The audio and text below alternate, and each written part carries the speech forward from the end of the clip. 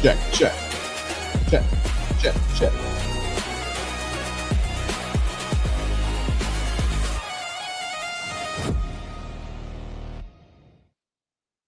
Today, we're going to show you how to turn the time you already spend sitting, scrolling, pacing between meetings, and hiding from Karen in finance into actual strength, mobility, and energy without ever doing a gym workout. And by the end of the show, you'll know exactly how to build a fitter body with few extra hours. And you know what, nation? It all starts live right now. Mornings in the Lab with Keith, Jon, and friends.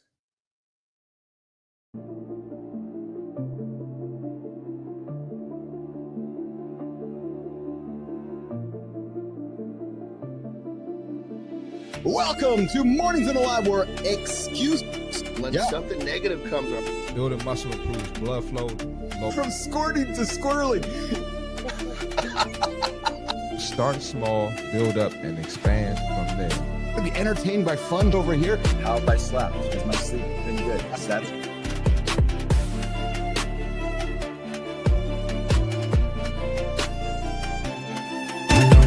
Doesn't come from breaking the rules, you guys.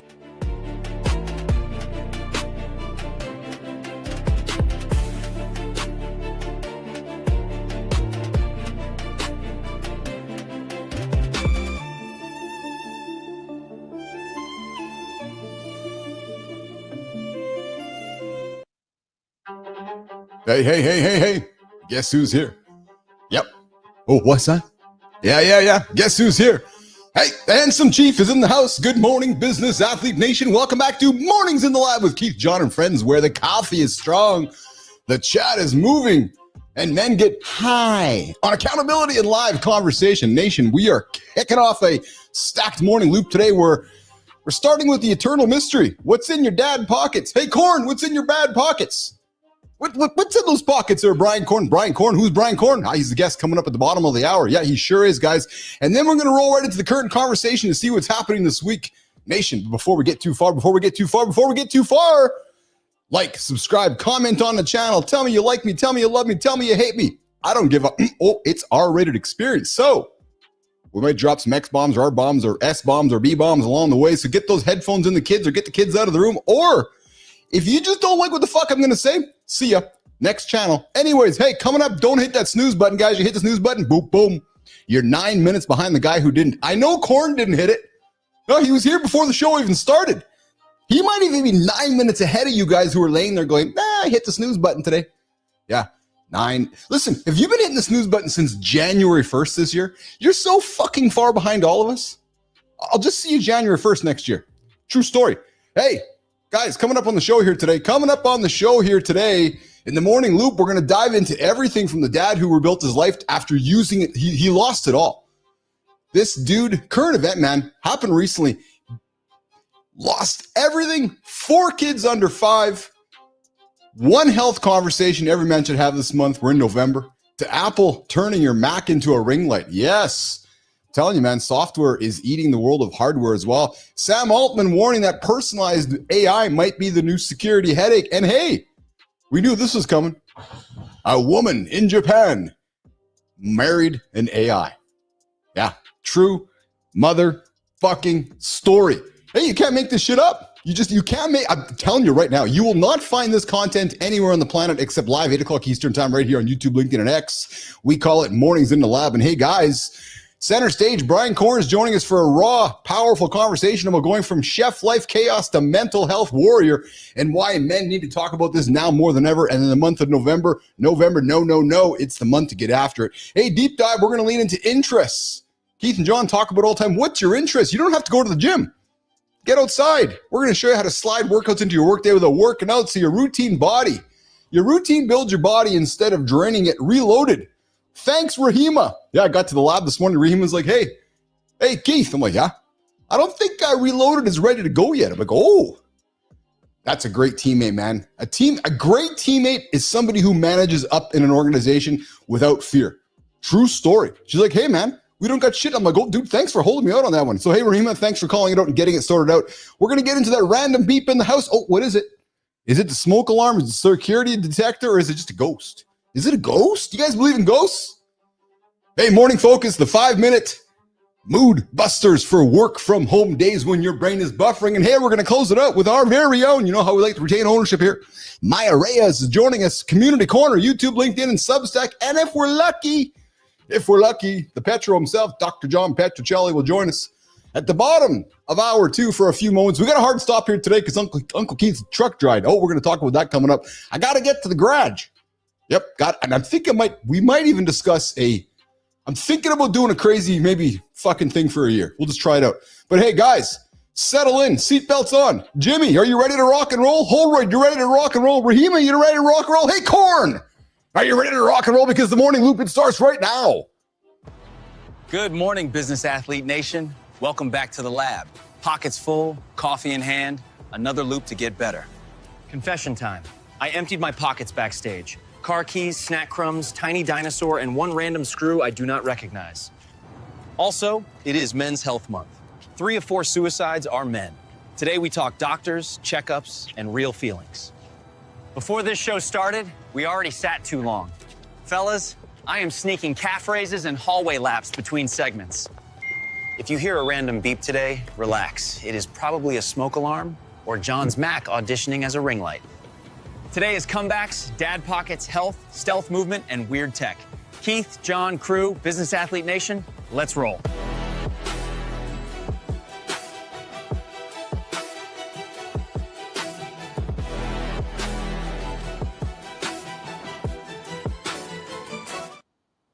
Hey, you guys want to join the live conversation? You can do that right now. The comments are open. Streams are merged. Vertical, horizontal, one big stream. Yes, it is. You can join us live right now in the mornings in the live community, or you can join the show in the second hour because Lady Drew isn't. Hey, and even Lady Drew's not joining the show, so the phone lines are open. True motherfucking story, 431-300-3005. Yes, please text or leave a voicemail. And hey, if you're not here live, I'm not sure why. I'm actually not sure why. Oh, I know why. I know why, because you're busy snoozing. Mike McQuillan's not snoozing. What's shaking, McQuillan? We got the guy in the lab here this morning. You ready to rock? I have a gym nightmare story for you. I'd love to hear that one, McQuillan. Maybe give me a call later. We got a guest coming in or drop it in the comments. We got Holroyd in the comments as well. The OG. You guys want to know who the OG is? His name's Adam Holroyd. Yes, he is. He's hanging out with us every single day here. We got Andersen joining us in a few minutes. And at the bottom of the hour, of course, we got Brian Korn having a conversation about mental health and everything around the planet with that. Hey, guys, what's in your pockets? What's in your pockets? I'm kind of wondering what the hell is in your pockets. Have you ever noticed? Before we do that, Jim, I see the big dog is sitting in the chair there. Let's bring the dog in. Oh, buddy, what's going on, man? How are you today? What's up, brother? I feel like I'm coming back from the dead. Oh, I'm ready to hear. Tell me, day 3 of your journey back from the dead. No, I just feel better today. Fuck. I mean, weird enough. Like I said, I hadn't eaten enough. And so yesterday I just do the best I could at eating and started finally taking a dump, which was good. Yeah. And then it was the weirdest thing. Like I took this dump and it was like, that was what needed to get out of me. Yeah. Like I thought for sure I threw it up. No, it got too far down. Hey, Holroyd. Hey, Adam, you just, I love my mornings with John. I've never spent more time talking about defecating and bowel movements and timing and structure of it. And I love it, man. I've never been healthier because Andersen, I go for dumps. I'm studying him nonstop because I'm thinking about you. I'm sorry, but I am because we talk about it all the time. I'm much happier you thinking of me on the toilet than in the shower. I'll be honest. But you got to understand with what I chose in my life. Yes. I've taken a dump has been a fucking big part of my existence. I've taken more shits than probably 10 people put together. You know what? It's funny you say that because that is like the fucking dull moment in my head right now. Because I often people will hear me say this, you can't have love without anger. I didn't use the H word, Andersen. I used love versus anger, right? So you can't have all the good without some bad along the way. And I never considered if you're eating, what do you eat? 4 pounds of meat a day? If you eat 4 pounds, that's on the light side. I mean, it's sometimes up to 7. I mean, now in my 50s, I eat less. But I mean, in my 30s, dude, late 30s, early 40s, I was fucking crushing. I was like, easy 6-7 pounds. So I get that. And this is cooked. Do the math on that. Neiman, I have the same emoji you have right now. Hey, so yesterday we talked about cows that don't die, immortal cows. Hey guys, just everybody step aside for a second. Can you all just close your eyes and imagine how much livestock Andersen has consumed over his life? Like, just go drive through Midwest North America and look at a field of livestock and think about all of them that he's consumed. and then they had to leave his body. So back to the shitting conversation, John, you're right. If you're consuming, it's got to go somewhere. Hey, is Grok listening up? Yes, Grok is listening up. So when I was in the strength world, eggs was a big part of what I ate. So Grok, if I ate 18 eggs every day for 7 years, how many eggs did I eat? That's 45,430 eggs. Christ, Andersen. And that's just a down payment, brother. She says Christ Andersen. She's learning. And that was just my tenure of when I was competing. You can't imagine how much time I did to get there. I mean, you could probably easily double that number. I mean, I would say I've probably eaten over 500,000 eggs. Oh, I'm not surprised. So there you go, Jimmy Neiman. So I'm just thinking, man, the farm that you would have, think about all the money you would have saved if you had owned the farm and it had owned all the chicken and all the cows. And I'm just joking with you. Well, the crazy part is, I got most of this shit for free. I've gotten egg whites for free. I've gotten beef for free. Almost. I mean, as soon as once you really start doing great things, people get behind you. Yes, absolutely. 100%. It's almost cheaper once you make it than when you're scratching to get up there. I believe that. Yeah, because people want to get on a bus, right? They want to get on the train with you. Oh, dude. I mean, all of a sudden, all your supplements are free. Your fucking proteins are free. You don't pay for travel anymore. It's like when you don't fucking need the money, it's there. When you're fucking broke, you got to pay for everything. Yeah. Matty Roof coming in with us this morning, 7:30 Eastern time. Kindness Rising dropping Christ Andersen. That was fucking awesome. I love it. Mike Sullivan dropping out there saying, on the topic of systems, it's probably good to time all the daily activities, including dumping and minimizing them. Time is our daily finite resource. Yes, absolutely. And I'm with you, Holroyd. It is honest conversation that you'll find every single day live right here, 8 o'clock Eastern time with Keith and John. Johnny, I have to have a conversation. You're going to get 100% me wherever you find me. I love it. So hey, I have to have a conversation with you on the air right now. But has something happened to me last night? What happened? Well, I was about to go take Piper to dance. Good time if you're listening. Ears up, man. Got onto my Jeep, my trusty old Jeep. Yep. Turned the ignition. No go. And this time it was that's a common problem though, isn't it? Yeah, it is. But here's the thing. This time, I don't think she's going anywhere. Nothing happened. Before it would just turn over and not start. Yeah, this time it might be dead. So I'm like, okay. So now, I've been talking this before. Like, I don't really go anywhere. I work from home. I live at home. I'm at home all the time. So now I'm posed with this question of, do I go buy a car or lease a car? If my car sits in the driveway all the time, do I want to have to stress it? And then I said to myself this morning to Neiman and Jimmy, maybe Johnny, what I should do is we should do an experiment since you're such a positive influence on my life. Maybe I should do a 12-month experiment and document it. Dad only rented a car for a whole year. I wonder if I could exist. Like between Uber and rentals and what it would cost me. So if it cost me $5,000 for the whole year just to have Uber and rentals, I'm just thinking about it. My thought would be, what's that going to cost you in your fucking time and distraction? Well, that's what I thought too, Andersen. Yes. Fucking money. What I say, dude, is this. It's like I don't drive much either. I mean, Jesus Christ, my fucking cars are the batteries die all the time. For Christ's sake. Yeah. Good enough. My fucking Hummer, it's these two huge fucking batteries. Yes. I had to have a cutoff switch put in because they just seep fucking juice. So I had to have a cutoff. So long and short of it. But the way I look at it is, I don't drive much, but when I do, I want to fucking enjoy myself. Well, so here's the thing. I'm with you. I will. So first of all, it just says I'm cheap. I'm cheap, motherfucker. And when I say that is that I'm cheap to the point. So let me rephrase that. I'm cheap with things that I question the value on. It's going to drive me nuts. So can I go afford to buy a new car today? Well, sure I could. But it's just so everybody knows there's a big difference between cheap and broke. Yes. It's this idea of good morning, Marty. It's this idea of driving down. Good morning. Now they're handing over a wad of cash or accepting a monthly payment and then letting that thing sit in my driveway every single month. And then I never drive it. And that just it just psychologically drives me nuts. So I'll get over it. I guess it's just the cost of your life's enjoyment. That's exactly what it is. That's what it is, Johnny. You're absolutely right. So could I do the rental for you? Sure. But then it becomes coordinating and what's the stress of all that bullshit? So I don't know. We'll think about it. But it's kind of crazy because you got to be careful. I'll tell you a quick story. Yeah. Because this thought process you're talking about, I'm not so worried about with you, but people in general. My brother is the classic fucking example. He just got in this fucking scarcity mindset where, I mean, he did well for himself, but not as well as he wanted. So he was always in the scarcity mindset. Like he does this shit like he lives down here. It's fucking warm all the time. Yeah. So he's like, I never turn my fucking hot water heater on. I'm like, dude, what the fuck, man? I said, that's his fucking scarcity mindset. What are you doing? It's going to cost you $5 a month. He goes, but I don't use it. Yeah. It's, $5. Who fucking cares? I said, that shit's going to spread. Whether you like it or not, that scarcity mindset, you're going to find that fucking mindset in some part of your life where it creeps out you don't want it. Yes. So here's what happens. He goes and buys himself a new fucking truck.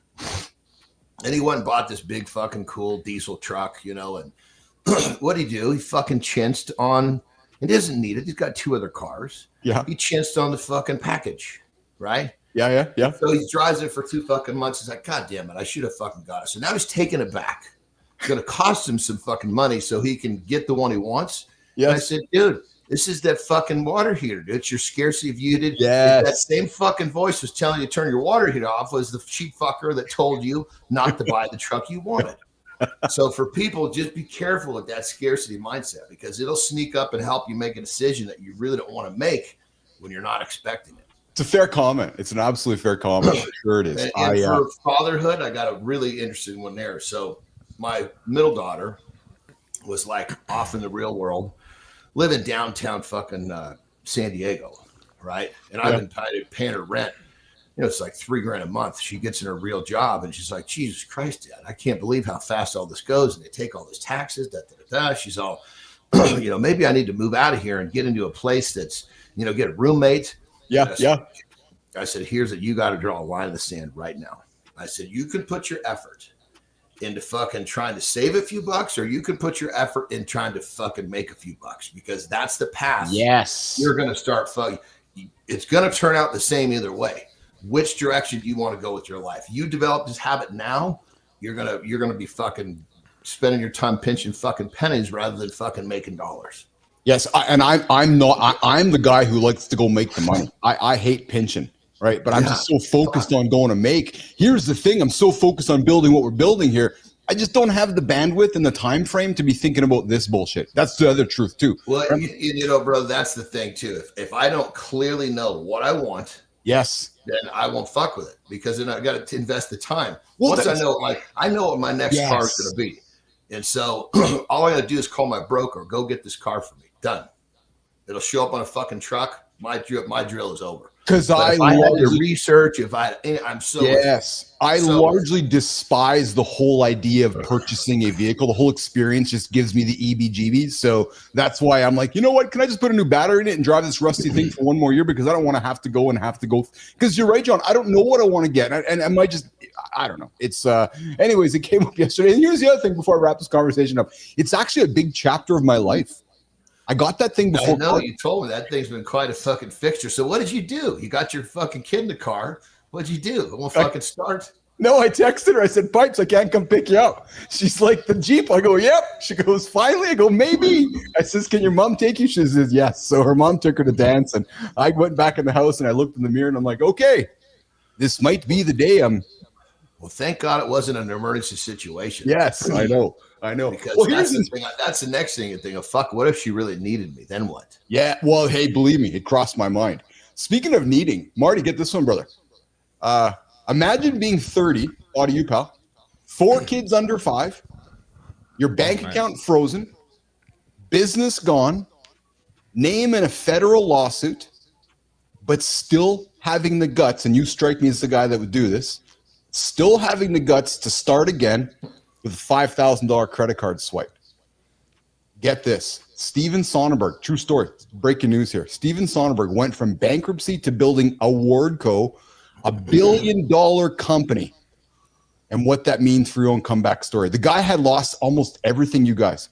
And he basically had to redig back in. He throws $5,000 on a credit card. John, he gets started. He doesn't wait to start. He gets started, and he brings himself. At that moment, he's thinking, I can rebuild this so much fucking better because I know how to do it more efficiently. Yep. This $5,000 it's going to hurt a little bit. Yep. But when I'm done, this is going to be a masterpiece. It's awesome, man. He went from fools and accounts to bankruptcy to $1 billion business by protecting his family, stacking boring, consistent effort, and having the guts, Marty, to just begin again. That's it. How did he get his bank account frozen? Well, so he had creditors after him, and creditors, and so what happens over time is either the IRS or creditors. So John can petition to the. So he had some major creditors. It wasn't credit cards coming to look for him. No, it was creditors. So he went, and I'm getting to the points here, but he went and figured it out, got himself. But what I loved about this is that too often we hear too many excuses to get started. This guy's got 4 kids. He's your age, younger than you, Marty. 30 years old, 4 kids. He's fucked. He's like, I got to get started again. He starts $5,000, turns it into $1 billion business. That's inspiring. The shit that you think is your, it's the things you think that are fucking you over the muss that turn out to be your biggest blessing. Yeah. Yes. Every time. Yep. It absolutely is. I would absolutely agree. Hey, coming up in a few minutes, guys, we got Brian Korn joining us here on Mornings in Live with Keith, John, and friends. Marty, what's shaking, brother? How's your last 22 hours? Be careful with the question. Johnny's gonna get me if I answer the wrong way. Well, I'm telling you, brother, how you speak to yourself is the fucking one of the most powerful things we have. Yeah, you're right. I think you take my context. I think you take it the wrong way, man. I'm not a negative guy, but but it's just like when Keith says hate. He's not negative, but that word will fucking sneak in there and twist shit around. All right. Well, last 24 hours have been amazing. How about that? There we go, baby. That's what I'm talking about. I got nothing to complain about. Mark, so take an inventory of your people that you know that say same old shit. Look at them, and the people that are fucking amazing. Look at them. Mm-hmm. You'll see the difference. Yeah. No, you're absolutely right. Yeah. You don't want to be that guy. You want to be this guy. Absolutely. Exactly. Hey, boys, you guys, Johnny, you use a Mac, don't you? You use a Mac. I think Marty uses a Mac as well, don't you? Is that Apple? Yep. Yeah, you guys both use Apple Macs, right? Yeah. There's an Apple on the back of that fucker right there. So in their latest operating system, you now can actually have a built-in ring light into your screen. So hear me out. Very cool. What does that mean? Yeah, exactly. Oh, wow. Yes, exactly. Light it. Yeah. So they put exactly it. into the new operating system. So there's a switch, turn it on, and the ring around your monitor will light up with a white light and create like a simulated ring light. That's fucking cool, dude. Isn't it cool, Johnny? Even if you didn't need it, it's fucking cool. Here's what I like about it. There's an example of software eating hardware. Think about that, right? Because we think, we need software eating hardware. Right. So they think about that. They didn't create a new light, John. They said, hey, we already have a device in front of Jon Andersen. We could use the physical device that's already there and use software to create a light around it and give him the light. You follow me? What did you call it? Software eating? Yes, software eating hardware. Yeah, there's an old analogy that I grew up with. Well, we grew up with, but I was the nerd and you were the lifter. That it was that software would eat the world because software just basically eats things, right? You think about a software. It's like when Microsoft Word came. Well, what did it do? It ate the typewriters, right? Okay. So it's a more of it's a metaphor. It's a metaphor. Symbol. Okay. Yeah. I was like, fuck, man, Jesus Christ, this is really getting heavy here. I don't understand that at all. Speaking of heavy. Guys, we knew this was going to happen. A 32-year-old woman in Japan, Marty, has officially married an AI persona. What the fuck is going on with all this stuff, man? Jimmy, I think you got a clip. Do you have a clip, Jimmy? Maybe not. And he was while he's getting that ready. 32-year-old woman in Japan has officially married an AI. Japanese. She's a Japanese lady? Yeah. She named the character Close. I was going to say, this definitely didn't happen Klaus. in California. You know.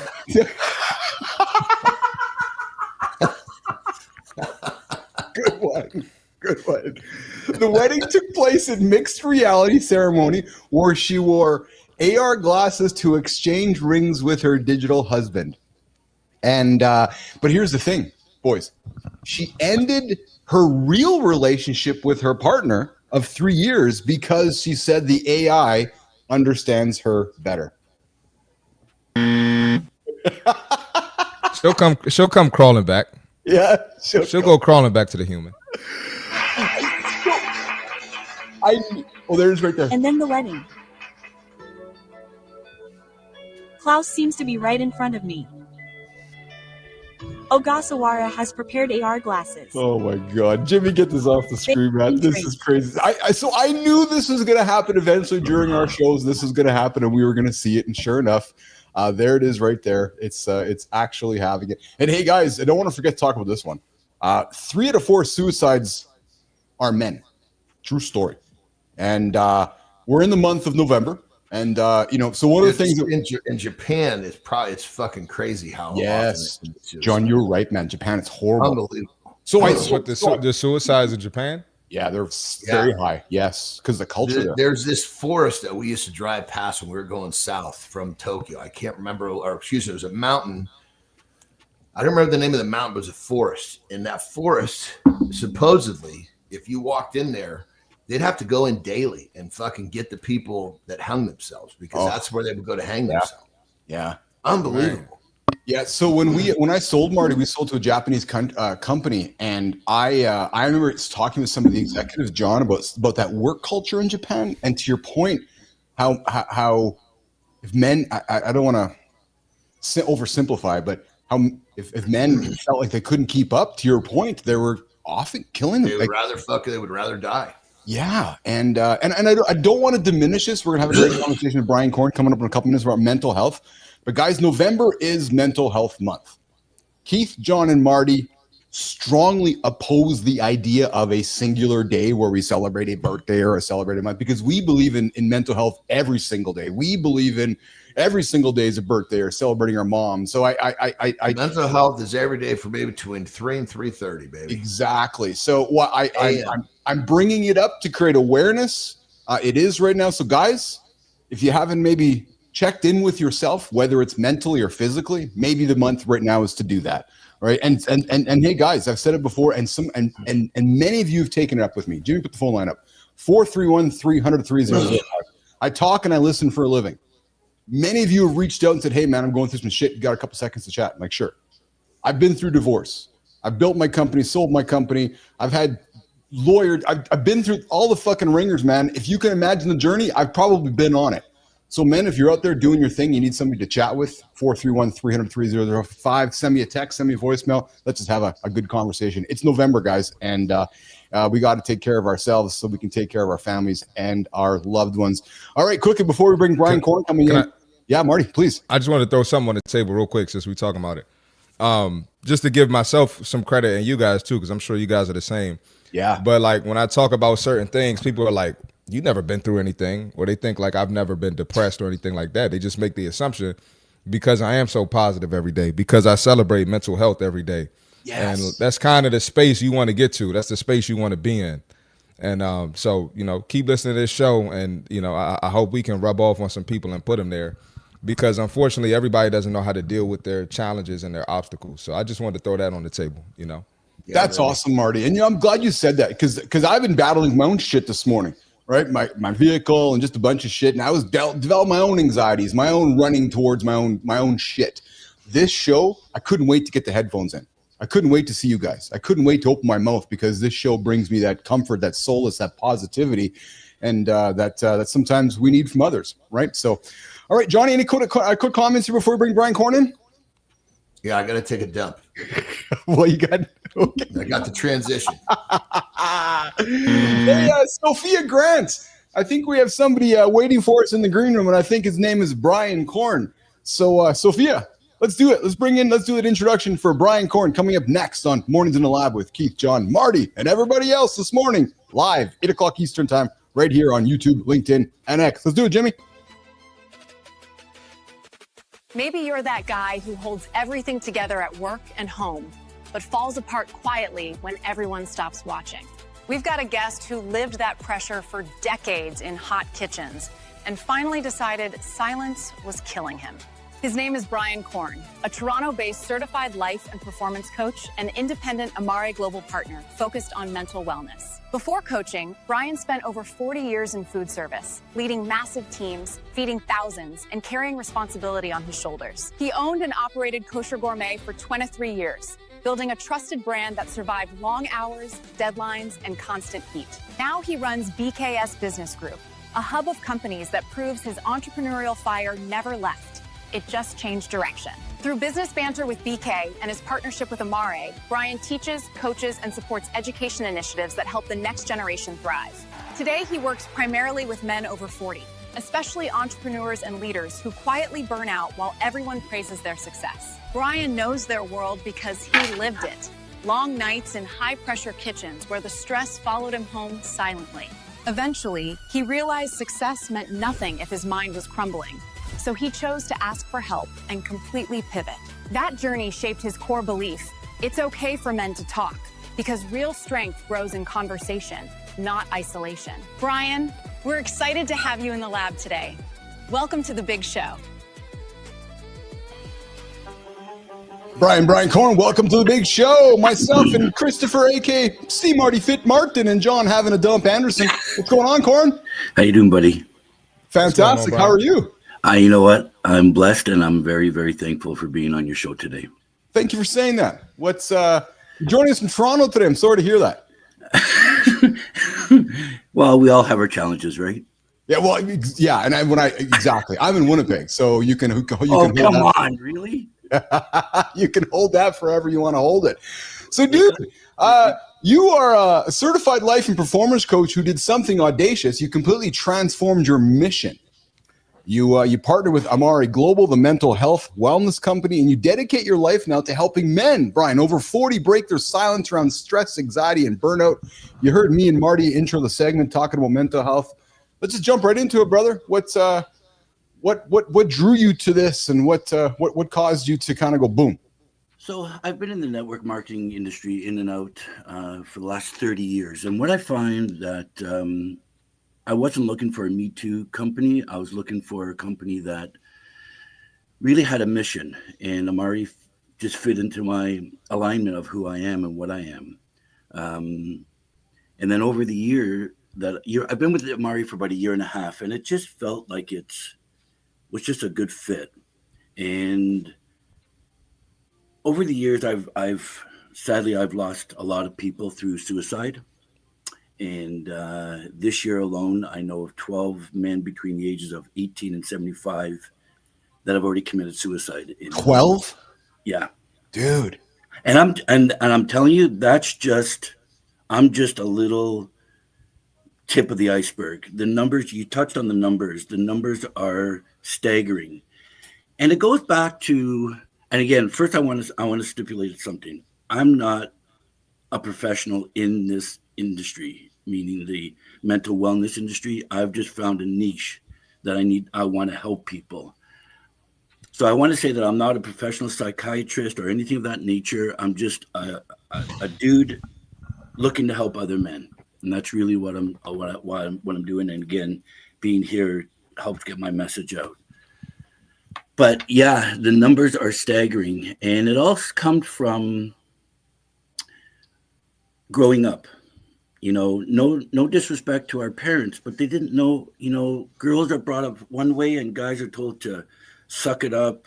Like the pressures of just being, you got to be tough. You can't show your emotions. It just weighs on you. And through the years being in the food industry, I thought screaming was normal. I just thought it was normal, and I may have thrown a few pans or two. But our main product with Amare is called Happy Drink, In the States, it's called Happy Juice. In Canada, we can't call it Happy Juice because there's actually no juice in it. And anyway, so it works on your microbiome, the combination between your gut and your brain health. And a lot of our mental challenges come from our stomach. And this drink actually cleans up your stomach. I didn't know I had brain fog until I started taking it. You're starting to run down my lane now, brother. I just talked about this week too. Yeah, it's true story. I didn't know I had brain fog. I'll give you an calmness like I've never experienced before. Basically, what this drink has done for me is it turned me into the man that I've always wanted to be. I didn't like yelling. I didn't like screaming. Sometimes I screamed and my veins were popping out of my neck. And it's not healthy and it's not fair to whoever I'm screaming at like that. Brian, when was the last time you screamed? When the Blue Jays were losing their Hey, real quick, brother, since we're kind of segued away from you being serious, I was going to say, I love this idea of the drink, but just try this. You're doing the drink. Remove any kind of processed foods because processed foods work directly against what that drink is trying to do. So if you get those out of the way, that drink will probably it'll probably supercharge its results. 100%. Because this is part of what I do in my mentoring is first thing I do is go after the gut health, and I do it by removing processed foods. I don't add anything in, just a removal process. Right. And that increases their serotonin production massively in a couple of weeks. And sounds like this drink is kind of coming down that same path. I can only imagine if you put those two elements together. You'd be out. And the thing, people find that, and thank you, John, that's an excellent segue because people find that products from network marketing companies, and there's so much ugliness behind network marketing, but the thing is that our products are scientifically based and the products are also third-party tested. So we actually send out our owners spend millions of dollars to test these products, not by themselves, but by other third-party companies that are going to test it and scientifically prove them. Being in Canada, products that are approved in Canada, we are the hardest board in around the world to approve products. You said it in the name alone. You couldn't call it. Just shows how pathetic American standards are. We can call a product whatever the fuck we want. In Canada, you can't say juice because it's got no juice in it. No, definitely not. The product itself, just like you said, John, people don't understand what that journey is for them. So go ahead, please. Brian, I'm going to jump in there. Let's stay on that journey because that's what we pride ourselves in the show is that when men tune in and our audience tunes in, I find they lean in when they hear somebody sharing their journey. Because you are here for a reason. There's a journey that you were on that brought you here because you went from one thing you didn't like, yelling and screaming at people, to somebody who you are now. And there's men, and I've been in that place. John's been in that place. Marty hasn't yet because Marty's still a young buck and we're just trying to do everything we can to teach him not to go down and make the same mistakes Jon Andersen has made, right? So we just keep our brother on the right path. But let's talk about that moment, Brian, when you started to recognize that you didn't like how you were reacting instead of responding. Something that Jon has taught me, which is, hey man, it's maybe better to respond to the question instead of react to the question, or respond to the moment instead of react to the moment. It sounds to me like there's something in your life that kept pushing you to throw the fucking pans or yell at people, but then something made you go, I can't do this anymore. What was that? It was just getting older, becoming more, wait for it, mature, which is a very scary word. It just I didn't like it. Like I would scream at my son and then I'd go in my room going, what the fuck are you doing? Like your kid doesn't deserve that type of action. Yeah. What are you doing? And you're gonna turn him into what you were turned into I grew up in a home where everyone was yelling and screaming. So I just took an internal look at myself. And so when I was introduced to the happy drink, I thought, yeah, it's a drink. What the hell is it gonna do? And I'll give a quick scenario. I ordered dinner from Skip. It got delivered. The guy couldn't find my house. For whatever reason, on the GPS had him somewhere else. Anyways, I left my house. I walked him. He's new to Canada. He didn't understand what was going on. I met him. I got my dinner, and I was calming him down. I'm walking back to my house. I'm going, who the fuck are you? And what have you done with Brian? Because it was totally, I felt calm. I didn't scream. And then I realized that was the moment I realized, wow, this shit really is working. And I'm turning into the man I've always wanted to be. And it just keeps things like traffic. Traffic used to drive me nuts. And I go, okay, it is what it is. It's Toronto. It is what it is. You know, you're not gonna be able to do anything about it. And stuff like that used to get me so angry and so wild up that I knew I needed. I mean, I've seen therapists before and done all that gamut. I've taken anger management. Nothing has worked. And I've always been seeking out something like this happy drink.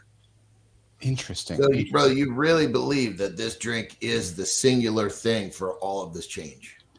Oh, yeah, 100%, because there's nothing else I've done differently.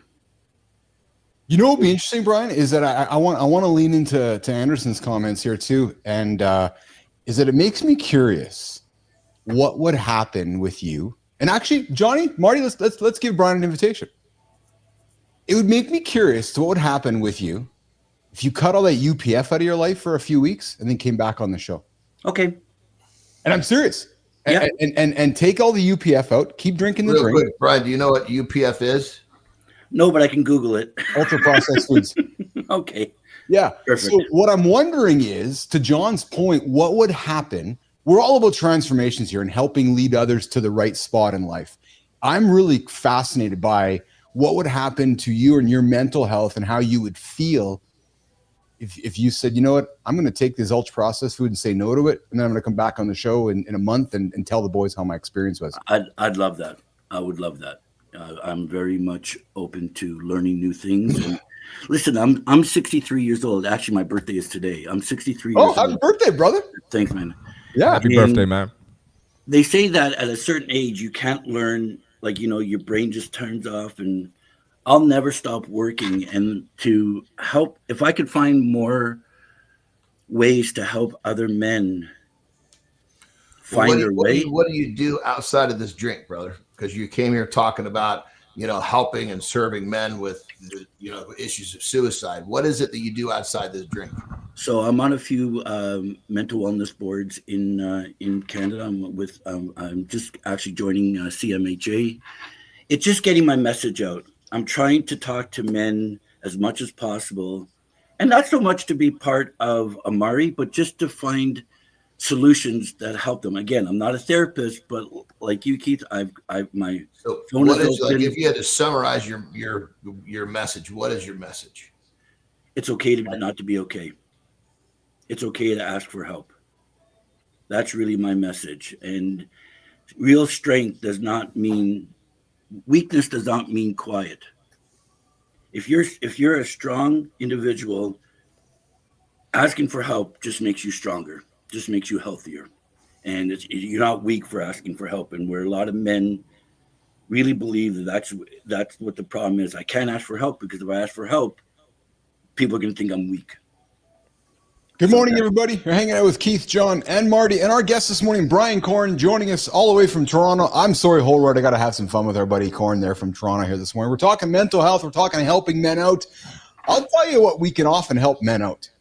Because I bet you, Brian, if you walk next to John every now and then, if he was walking around, you'd wonder what he has in his pockets. Have you ever noticed how your pockets tell on you? Hey, I'm curious. What do you walk around with in your pockets, Mr. Brian Korn? Jimmy, I think we got a segment here we can transition. I want to have some fun with this one. Let's talk about what's in the dad's pockets. You're a dad, Brian Korn. Jimmy, run the opener. Fellas, every dad has that one pocket that could either fix a crisis or get you arrested in airport security. Today, we are emptying those dad pockets, phones, Nerf darts, random screws, mystery keys, just to see what survival kit appears. Real talk, Your pockets say more about your season than your bio does. Snacks and loose change, hiding whole dad stories. Today we are talking left pocket versus right pocket, car keys versus kid toys, whose daily carry screams prepared or beautiful chaos. In the morning loop, we are using dad pockets as x-ray glasses. What you carry says how you really live.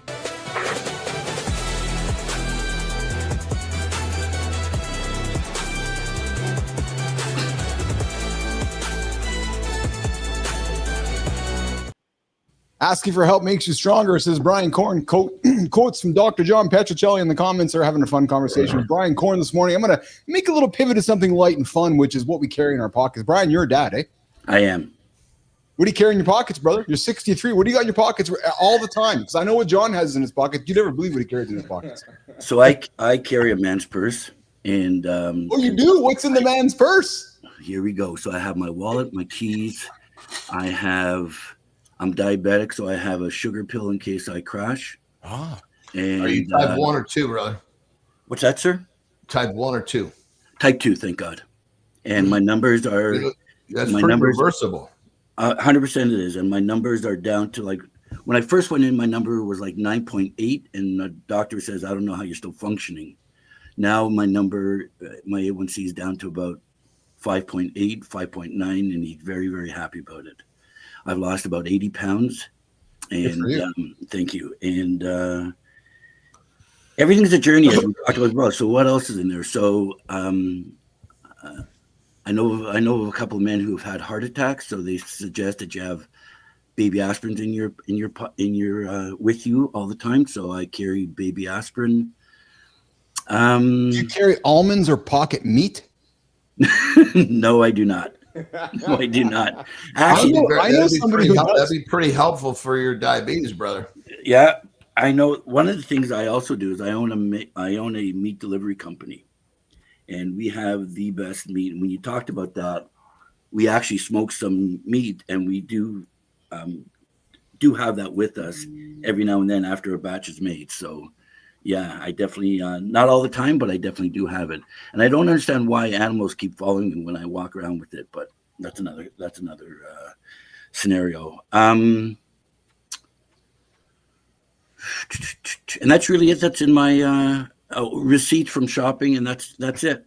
So I threw this on the table because it's just, for those of us that are dads, we tend to carry certain things in our pockets. And as we were building the show, we Keith and Marty learned from Johnny that Johnny likes to carry almonds. You'll never find John without almonds in his pocket, or you'll never find John without pocket meat. And why it might be relevant to our conversation right now is maybe pocket meat might be a way to help with some of the other challenges that are in your world right now, and maybe it's replacing the sugar pill with the pocket meat, right? And or maybe it's so it's these little tweaks throughout the day which might help continue the journey in a forward direction. 100%. I'm going to try that. Yeah. Johnny? Yeah, I think when it comes down to it, I love to see you make some progress with that diabetes. Yes. And obviously, when we're helping others, the first thing we got to do is help ourselves. And that's really the journey. And John, that's really the answer. We have to look at ways of, because when we get in the rut of we can't get out of this out of our own brain, we got to figure out how to seek the help. And with the advice that you're giving, John, I'm excited. I'm gonna run with it, and whenever I can come back, I'd be more than happy to share my results. Brian, when you get up, what's your morning routine, brother? I get up around 5:36 every morning. Yeah. I have coffee, and then I'm usually at my computer. I say about a 15-20 minute meditation that I always go through that helps my day get stronger and stronger. I plan my day, and then around 8:30, I go have a shower and then have breakfast and on with my day. Nice. Marty, I think you were going to say something, Marty? Yeah, I was just going to say, whether it was the drink that helped you with this or if it was just the strength of yourself, you looked yourself in the mirror, and that was probably, one of the big things that led to your change too. And a lot of men we don't like looking in the mirror. Like we like to blame other people. We like to make excuses. So, I just wanted to give you some credit for that. And I try to, that's one thing I pride myself on. Like I could be honest with myself. I could tell myself if I did a great job or if I did a shitty job, and that's what's going to lead to change. So just want to give you some credit there, brother. Thanks, Marty. The thing's also, that's why I started my coaching business, because again, I'm not a therapist, but I've been helping people try to find that answer for them, their answer, not my answer to advise them, but their answer. And I've been seeing some people really. What's the foundation to your coaching business, brother? The foundation is to help online business people to find their answer.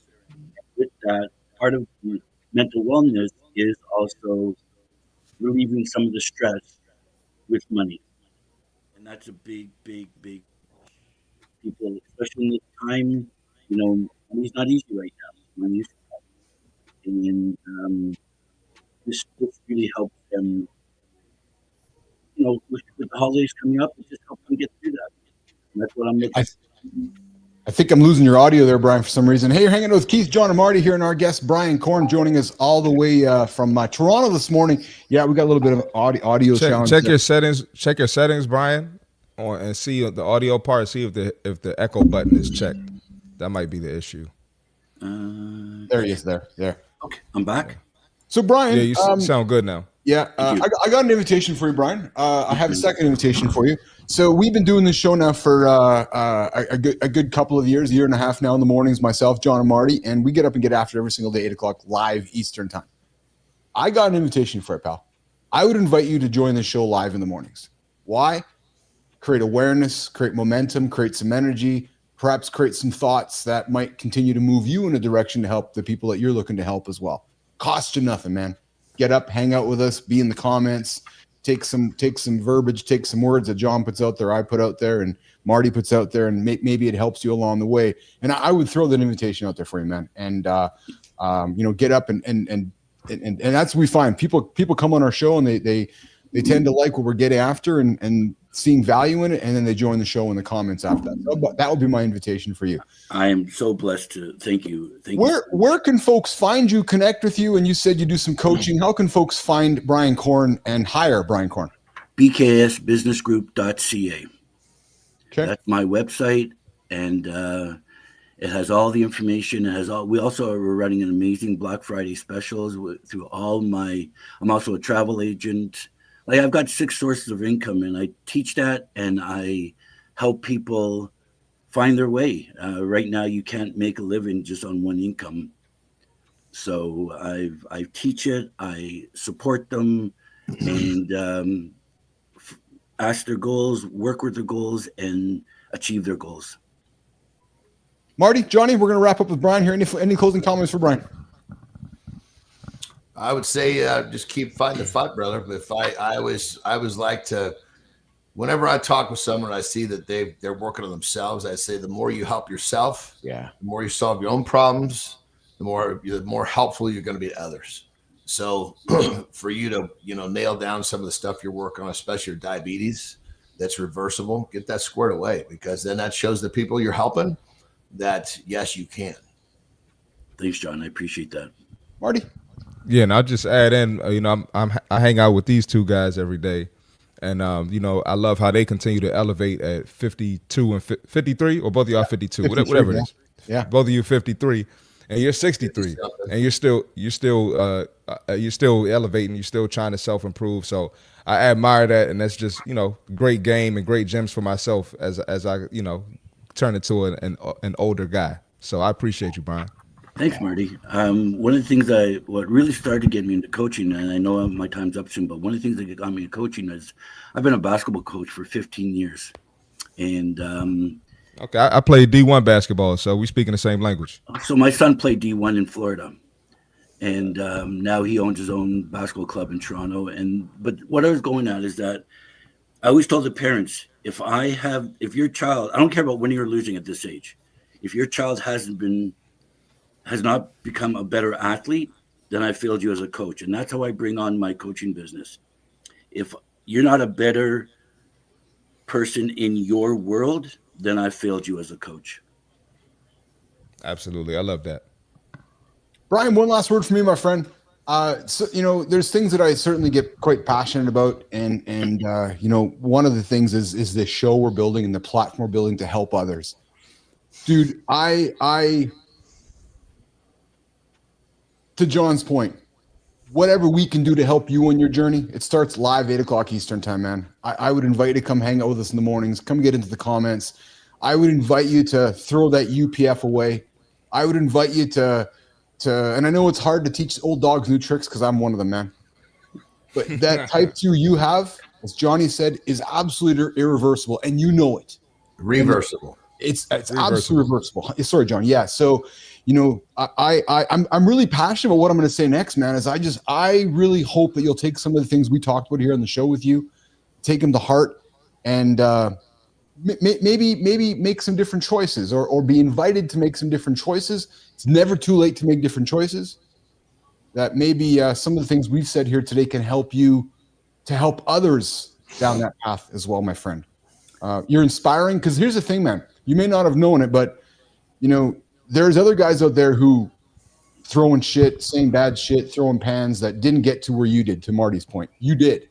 You're already halfway there. You're on the other side of the fence going, okay, I've matured. I want to be better. I'm hearing from you, there's still some things you got to get to, which is getting that sugar pill out of your pocket, getting some of the things. And those are things that I know that even we can help with just by talking. So, Brian, you got us behind your back, man. Get up, get after it. And I wish you nothing but the best. How can folks connect with you? You said BKS Coaching, right? bksbusinessgroup.ca. Awesome. And come check me out. Guys, if I can do anything for you also, I'm here to help as many men as possible. So if you ever want to chat, you know where I'm at, and I'm more than happy to. I'll tell you what you can do for us. I'll be frank. Take care of yourself. Thanks, brother. Because if you take care of yourself, that means you're taking care of the people you're trying to coach. And if you come back on this show and say, hey, I've given up ultra processed foods and I no longer have this sugar pill in my pocket and my numbers are changing because of some of the things we talked about, then you're helping us. Because then, John, to your point, our message is working. Yeah. So that to me is how you can help us, is by you taking care of yourself. That to me is how I'd like to leave it. I'm totally there for you. Awesome. Thank you. Awesome. Okay, good. Jimmy, let's do a lifestyle check-in with Jon Andersen. Reset hour 2. We'll come back with Keith, John, and Marty and kick off hour 2 of Mornings in the Lab with Keith, John, and friends.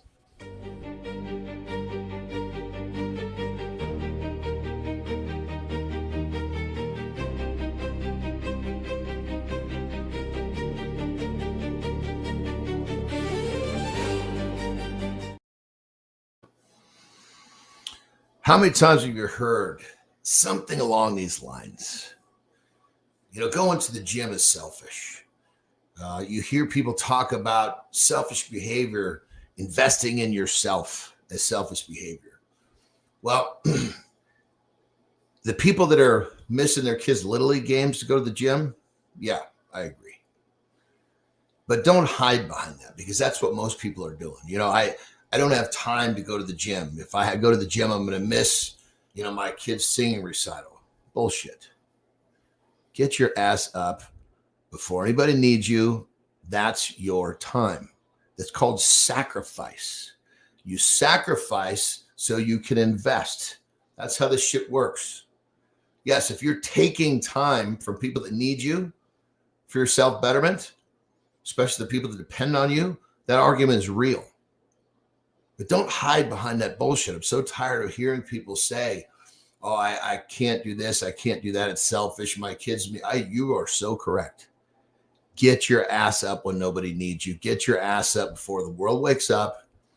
Invest in yourself, work on yourself, improve yourself, because when you get better, your life gets better. And then guess what? The people you love all benefit from your investment in yourself.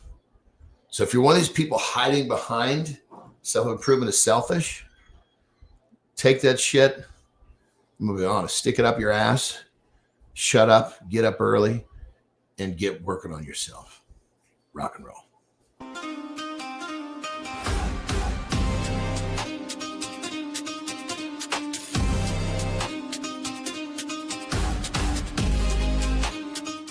Good morning, everybody. Welcome back to hour 2 of Mornings in the Lab with Keith, John, Marty, and everybody else here this morning on Mornings in the Lab with Keith and friends.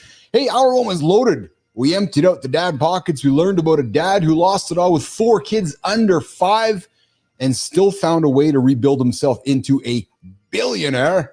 Yeah, true story. We had a great conversation with Brian Korn, who just spent the last 30 minutes in our lab talking about changes, talking about reacting instead of responding, talking about gut health, mental health, and how we as men can do better every single day. We talked about Apple turning your Mac into a ring light. Yes. Apple just saved you some money today, even though they're fucking with you with their snooze button. But hey, there's a ring light in your Apple Mac. You don't even know it. True story. And hey, we also talked about, what else we get into? We're going to get into now a topic around office to outdoors. We're going to get into interest. And, too many times, like, I don't have time to work out, don't have time to work out, don't have time to work out. No, okay. Get outside and have some fun. Jimmy, Marty, let's run that opener, Jimmy, on Deep Dive. We'll come back, have a conversation with myself, Marty, and on Johnny, on what I'm working out outside. You don't have to work out in the gym. Fuck it. Jimmy, run the opener.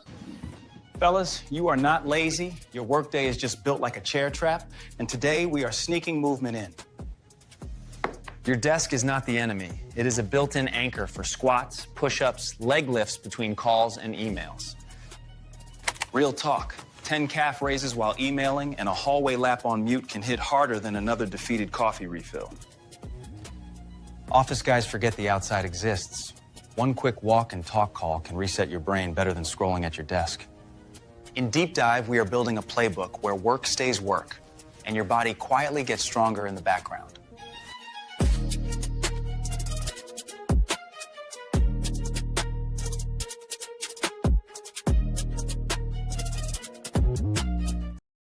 I thought we could have an interest-based conversation to defeat the people that talk about, I don't got time to work out, don't got time to go to the gym. Well, no, go play some pickleball, go shoot some hoops. But before we do that, let's leave the Brian Korn for a couple minutes, guys. I was sensing... I was going to say, Petro, give us the meter. What do you think, babe? Yeah, I was sensing... I'll come out the gate right out of the jump. I mean, I think he was a great guy, and I think, I'm not trying to speak poorly about his character. But I guess I'm just being honest, is, someone who's putting that much, merit around changing their life around a drink tells me that's a pretty narrow spectrum on what he was presenting. I'll go next. Marty, you're up next. If Brian's tuning and watching, I would say everything in front of Brian. It's not about being duplicitous or talking behind Brian's back at all. Totally agree. I sense some angst, and that's why I maybe ended our conversation with Brian like I did, and was trying to be very open and inviting, because John, I noticed you, like, I sense there's this willingness to want to help, but what I got from that call, our conversation, is we need to help ourselves first. Yeah, it was just. Listen. I don't know if the intentions are wrong. I know, 100%, but I just felt like there were some things that were. The totem pole wasn't aligned properly. Yeah, it was kind of like backwards, right? That's where I was, and I was really I wanted to walk up and give the guy a hug and say, dude, let's sit down and reorientate the totem pole. That's kind of where I was going at. Marty, what were your thoughts, brother? What's crazy is we all sip the same Kool-Aid. We're all on the same page. So I saw how Johnny responded and started asking questions. Yeah. So I sent questions. I'm trying to peel back some layers. Yeah. So I sent Keith a text when Johnny responded how he responded, and Keith immediately knew that meant to lighten up the mood before Johnny gets in his ass. And that's what I was trying to get at. That's what I was trying to get at, because I know Johnny. I could see. Well, but the thing is he was too pleasant of a dude for me to climb up his ass. Yeah, that's what I didn't want you to go too much. I would have never done that, just because he, as a human being, he seemed like a sweet human being. Yeah, this would not have been. That would not have been right. My moral fiber wouldn't allow that. Yeah. But I definitely was I was peeling back on. It's either going to get better or worse. I just need to know what I'm going to see. Well, that's why I sense the angst. That's why I use the word angst, Marty, because I just sensed there's kind of this angst here, and I'm like, I wanted to reach out and help and hug, but I'm like, dude, I want to help you, but not a but. I want to help. How are there ways that we can Well, You'll help yourself, Marty. Well, and here, I think the interesting thing, sorry, Mark, is the whole, and correct me if I'm wrong, the whole hook, so to speak, meaning what we were drawn to was him with mental health. Yes. We almost didn't talk about it. Because we talked about the drink the whole time. Yeah. Yeah. It was just like, and again, I don't know. And it just seemed like as we went further, all these, well, that was a meat company. That was a coaching company. It's like, Christ, what are we here for? Marty? Yeah, I was going to say, I think his intentions were good. I'm thinking one or two things. Maybe he hasn't had exposure to guys like Johnny, Keith, and Marty. Or maybe he knows exactly what he's doing and just wanted to promote his stuff. I think he got a heart of gold and his intentions are proper. I think he's probably just getting out of the gate with what he's doing. Maybe that's it. I hope Brian tunes in. I hope Brian comes back to the show in the comments, and I hope Brian will take some of the things that we put on the table and take it to heart and maybe be open to making some different decisions. Look at Petro comment. What's Petro saying? Now that we got what's he, because we got the official look at Petro. What's he saying? Mental and physical health are lifestyles, not something in a bottle. Yeah. Well, that was the thing when I thought it was cool that he brought it up, but the fact that was it wasn't an additive. And then when he said that this drink changed his life, I was like, fuck, man, Jesus Christ, that's a thin statement, because that's like a very small piece of a big equation to changing your life and somebody else's as well, for Christ's sake. If that big of a difference, what are you doing for yourself? Meaning, what are you teaching others? Where the challenge is, and I'll just be frank because we talk about it daily, we talk about the folks that drive to McDonald's and crush the burgers and then sit down and have the drink. And you're like, wait a minute, what are you doing? Like, that doesn't work, right? So it's that's why I'm glad you asked the question, John, which was what would happen if we got rid of all that, and how would well, at that point, I didn't really think anything of it. It was when the story came to where, God, this drink made me the man I've always wanted to be. I was like, holy Christ, that's fucking that. Did that just go by me? Yeah. Well, we got to be careful with this stuff because people lean into that, and it's like, hold on a second here, hold on. Nope, there's no magical potions. It doesn't work that way. There's no. The magical potion is fucking consistency. Not something in a bottle. Hey, Marty, do you still ever spend time shooting hoops? Serious question for you. Not often. You don't, eh? I need to do it more. Yeah, and I'm not putting you on the spot. I'm just because we're talking a little bit about, I got to go to the gym to work out. And John's like, no, just find your interest. We hear John talking all the time, going to play pickleball, right? And I'm thinking to myself, I was wondering, like, you're a very accomplished D1 athlete playing ball. Like, I wonder if it's something that you still lean back into every now and then. And maybe the why, or maybe this conversation creates the awareness to go, fuck, I should go play some ball again. Like that interest kind of thing, just to maybe encourage others to think outside of the fact that you can achieve great workouts by not having to go to the gym all the time. Marty. Yeah, like I said, I need to do it more. When I did it, the last time I did it was honestly with my dad. When I went out to see my dad. Oh yeah, which was, 2 months ago. But just the way I feel, the smile that lights up on my face, I need to do it more, man. And I do have a love-hate relationship with basketball. Do you really? Yeah. Yeah, my career didn't go how I wanted it to go. Yeah. So I kind of get in that mode. Yes. I don't get depressed, but it's a little sad, but it makes me happy at the same time. I know Johnny's gonna get me. I know Johnny's gonna get me. Oh, you brought the positive spin to it. When it comes down to it, that's the key. There's always the sour and the sweet. If we don't know sour, we don't know sweet. That's it. Hey, John, did you play pickleball yesterday? Who won? You or Terry? I didn't play. Are you kidding me? I was Terry fucking kicking his ass. I didn't play. I was fucking messed up, dude. You saw me yesterday. I was like a fucking dehydrated fucking grape. Yes, you were actually. It took me until 3:00 in the afternoon of trying to catch up on food to finally take a dump. Oh my God. So you did take one. Yeah. And it was like a fucking religious experience. Whatever was making me sick came out. Hold on, Keith. I got something for Johnny, Keith. I got something for Johnny.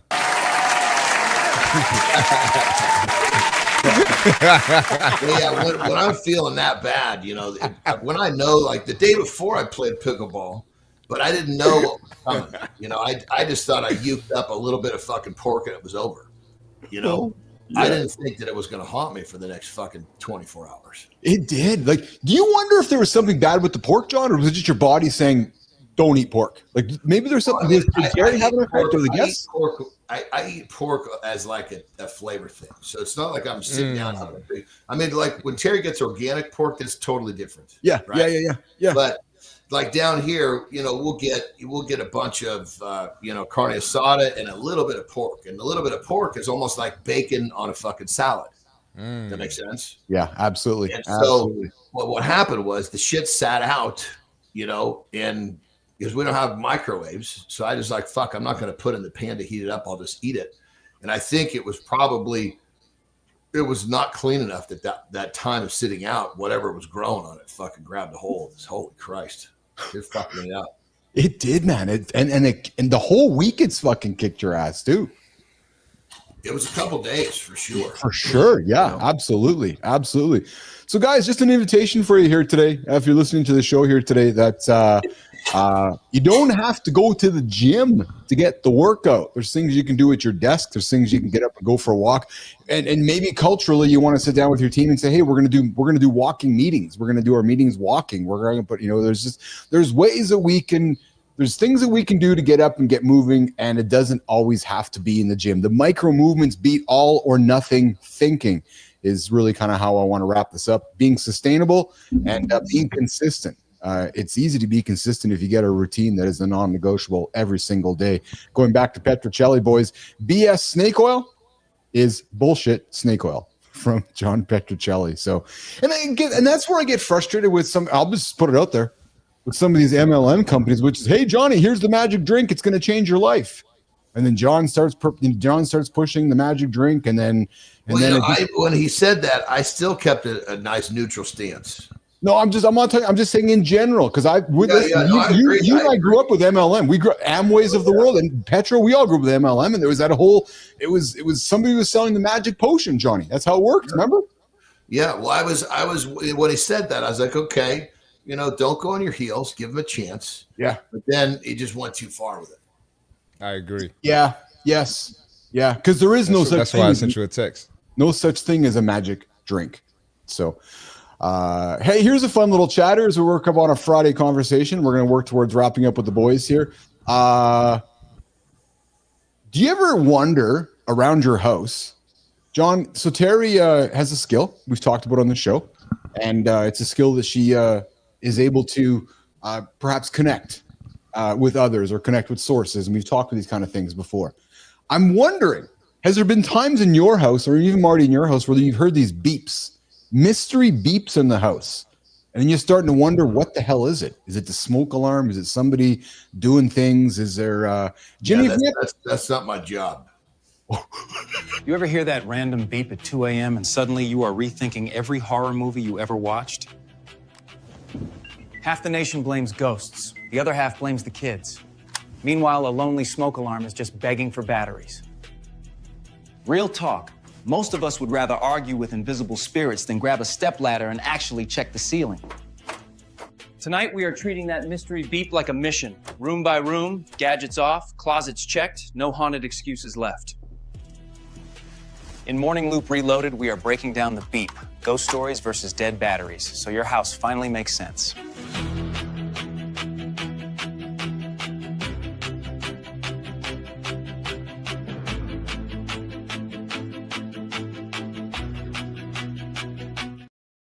This will happen to me from time to time, where there's all of a sudden some noise emanating around the house, and I can't find where the hell it is, and it's a beep, whether it's an alarm. Hold on. I gotta talk to Gen X. You guys are Gen X, right? Yes, we are. I gotta talk to Gen X. All right. You guys may be unaware. All right. So on social media, Instagram, TikTok, they have, like how I have a soundboard, they have a smoke alarm sound. So when they make fun of black people, they play the smoke alarm sound. It's like a joke. Like black people never fix their smoke alarm. Are you serious? Yeah. I'm so serious. So what are we trying to do here, Keith? We doing this because I'm on the show? No, I'm playing. Dude, But I didn't- it's like a thing, man. It's really a That thing. is So funny, man. I did not know that. Is that actually a thing, Marty? On the so is that yeah, right? because like if like anytime people get on a podcast or something, they hear a beep.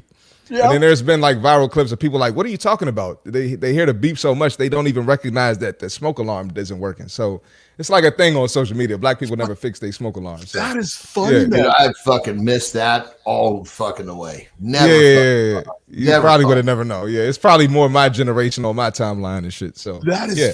funny, man. That is crazy shit, actually. So John and I grew up with the smoke alarms where you had to go buy them, and every now and then you had to change the battery in them. They'd fucking make a bunch of ridiculous sounds, and then they would go off. You wouldn't even know why they're going off. And Dude, it's fucking, they start, or you get the ones now, they're plugged in, right? But they have a fucking backup battery. yes, And when you have fucking like 15-foot ceilings in your fucking house and one is at the top and that thing starts fucking chirping, you wish you didn't have fucking that high of a ceiling. Global says Kevin Samuels made smoke alarms famous. You know who that is, See? Marty? See, absolutely. Yeah.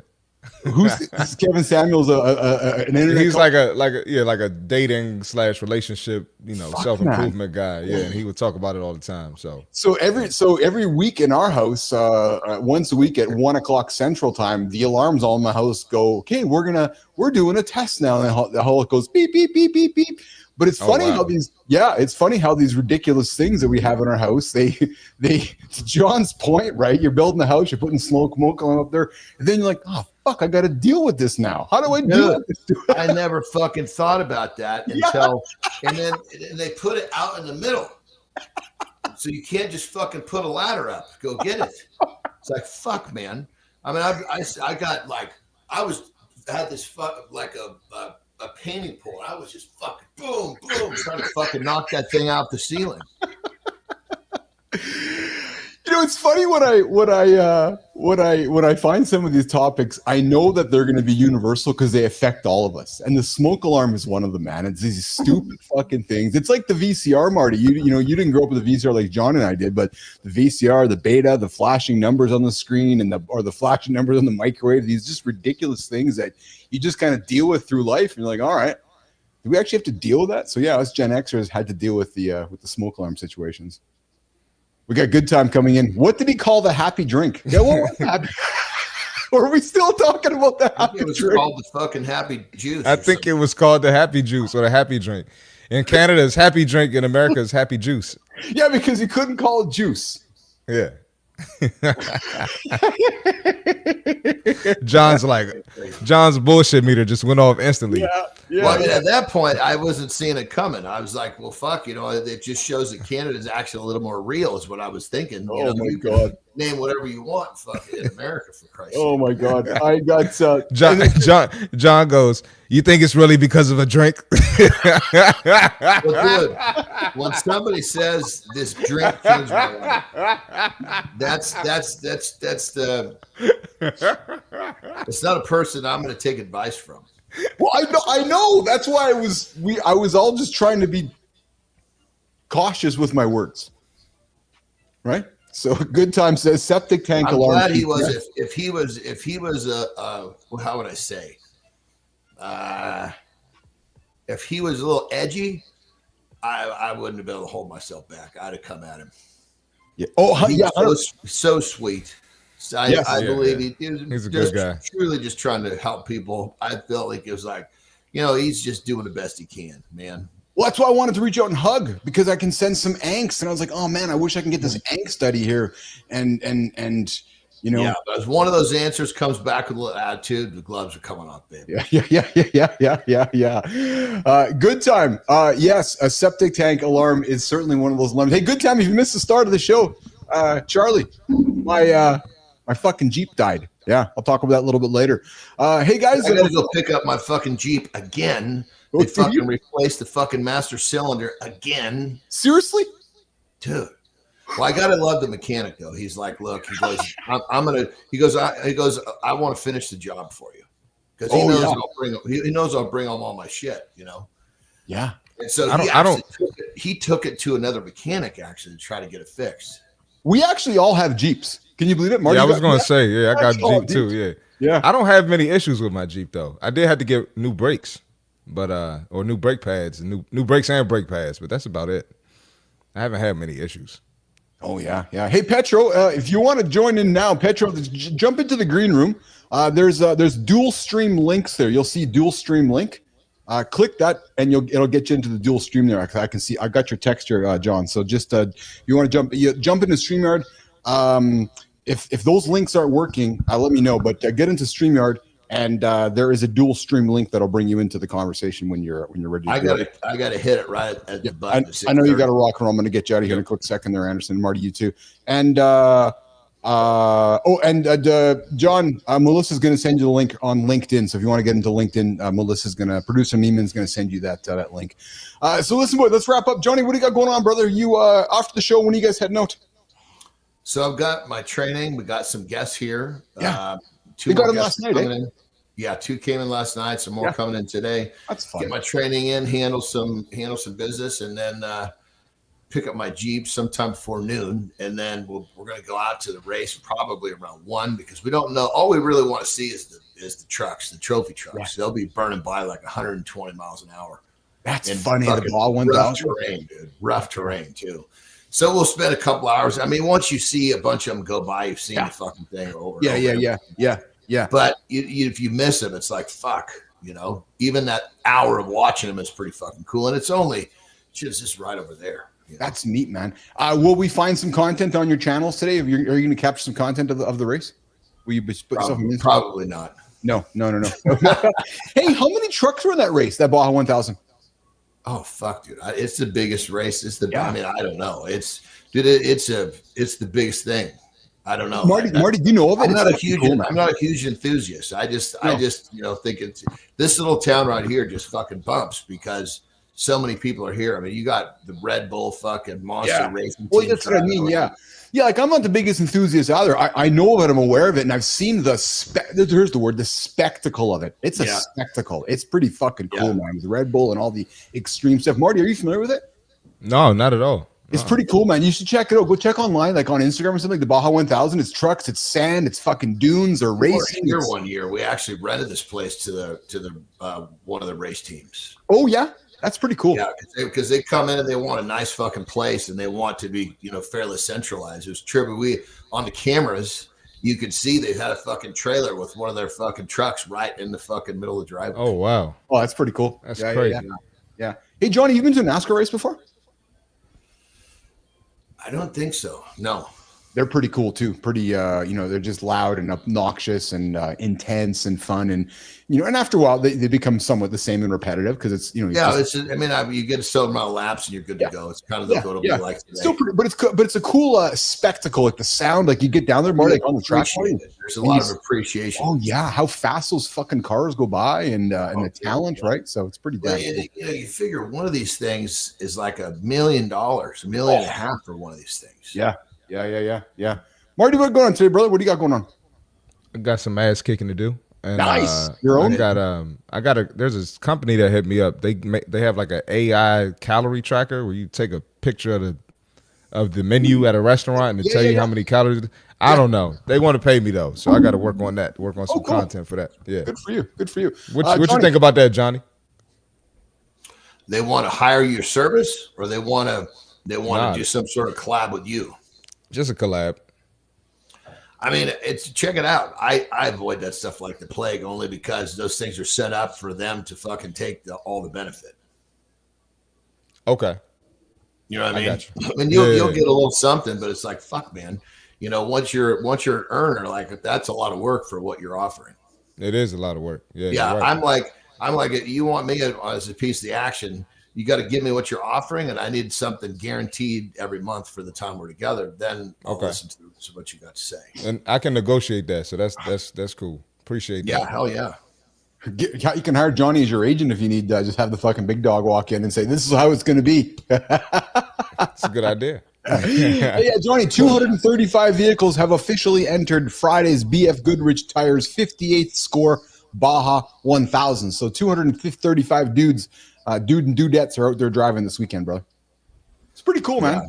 And I got to think the economy probably pops there for a few days too, eh? Like in that time. It's like a whole fucking week. This place is going off. I bet. Yeah. All the local business. I got a buddy down here with a tattoo shop. He's doing tattoos non-fucking stop. Oh, yeah. That's pretty cool. It's pretty cool. Awesome. Yeah. All right, man. Well, listen, you get out of here. Marty, you get out of here. Fun week of shows, guys. We got a week of guests next week as well. And this might have been our first guest on the show since our time together that we've all been kind of wanting to lean into, like, wish we could help more. Like that kind of like, oh, I wish there was more we could do. I think whoever's in charge of the due diligence of the guest needs to have a little swat to the chin. Whoever's on the team, okay, you know. I got one for that, y'all. I got one. There we go. I would. And you know what? And I guess Global's right. So you know what? I'm going to give Global some grace before we walk out of here, guys.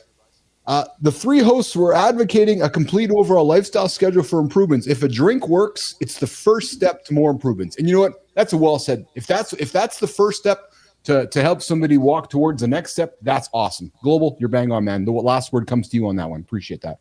Marty, Johnny, have a great one, guys. We'll talk to you along the way, okay? See y'all. Have a good look, my brothers. All right, boys. Love you, man. See you guys. All right. You're left with the handsome chief. You got Keith here. Boom, boom. What is shaking nation? It's checking in on the. Okay, we got Petro. Got the comments there. We got Petro coming in, and we're gonna bring him in here in a few moments. Mike, hey, Global. I appreciate your comments, man. I do. I like how you wrapped it up for us. I do, because I would say that in the past, we've talked about that same thing with even some of the GLP drugs, right? Where I will admit I've had even my point of view changed on it. And I think, Global, you've been around long enough to know that I've been around long enough to perhaps change my point of view. If these little things help people get to the big thing, perhaps that's not a bad thing. I think for me, Mike, Global, is that I just sensed some angst, and I really wanted to the soft human side of me, the empathetic side, just really wanted to lean in and see what more I could do, because I felt angst, and I just, we'll leave that there. All right, guys, what is shaking, everybody? You're hanging out here on the big show with myself, Keith Billis. We got Dr. Jon Petrocelli coming in here in a couple minutes. Maya Ray is going to do the community corner. Before we do that, before we bring in John, Jimmy, let's, I'm going to put this on the table. 5-minute mood busters. Micro hacks. So you guys know I'm a big work from home proponent. My whole career has been work from home. Yep. My entire business in the past was built work from home. This one here is all built from home. Let's, Jimmy, I know we have some stuff to put on the table here, which is micro hacks for when you're working from home and you're wiped, and it might include the couch. Jimmy. Working from home hits different when your brain feels like cold oatmeal. Today, we are talking 5-minute mood resets. I once fixed a terrible day by blasting one song and cleaning my desk like it owed me money back. Some of you are one honest text away from feeling better. 5 sentences to say thanks or finally speak up. Also, fellas, your living room is secretly a gym. 10 squats, hallway laps, little burn, whole vibe changes fast today. In Morning Focus, we are stacking tiny 5-minute experiments so home office days feel less drained, more locked in.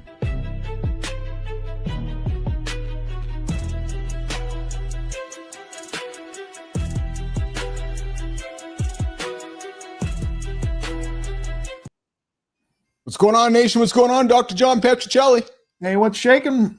Hey, man, I thought we can have a quick little chat, you and I, about our guests, the week, but also this one about work from home hacks. We'll get to that in a few seconds. How are you today, pal? Great. I'm working from home.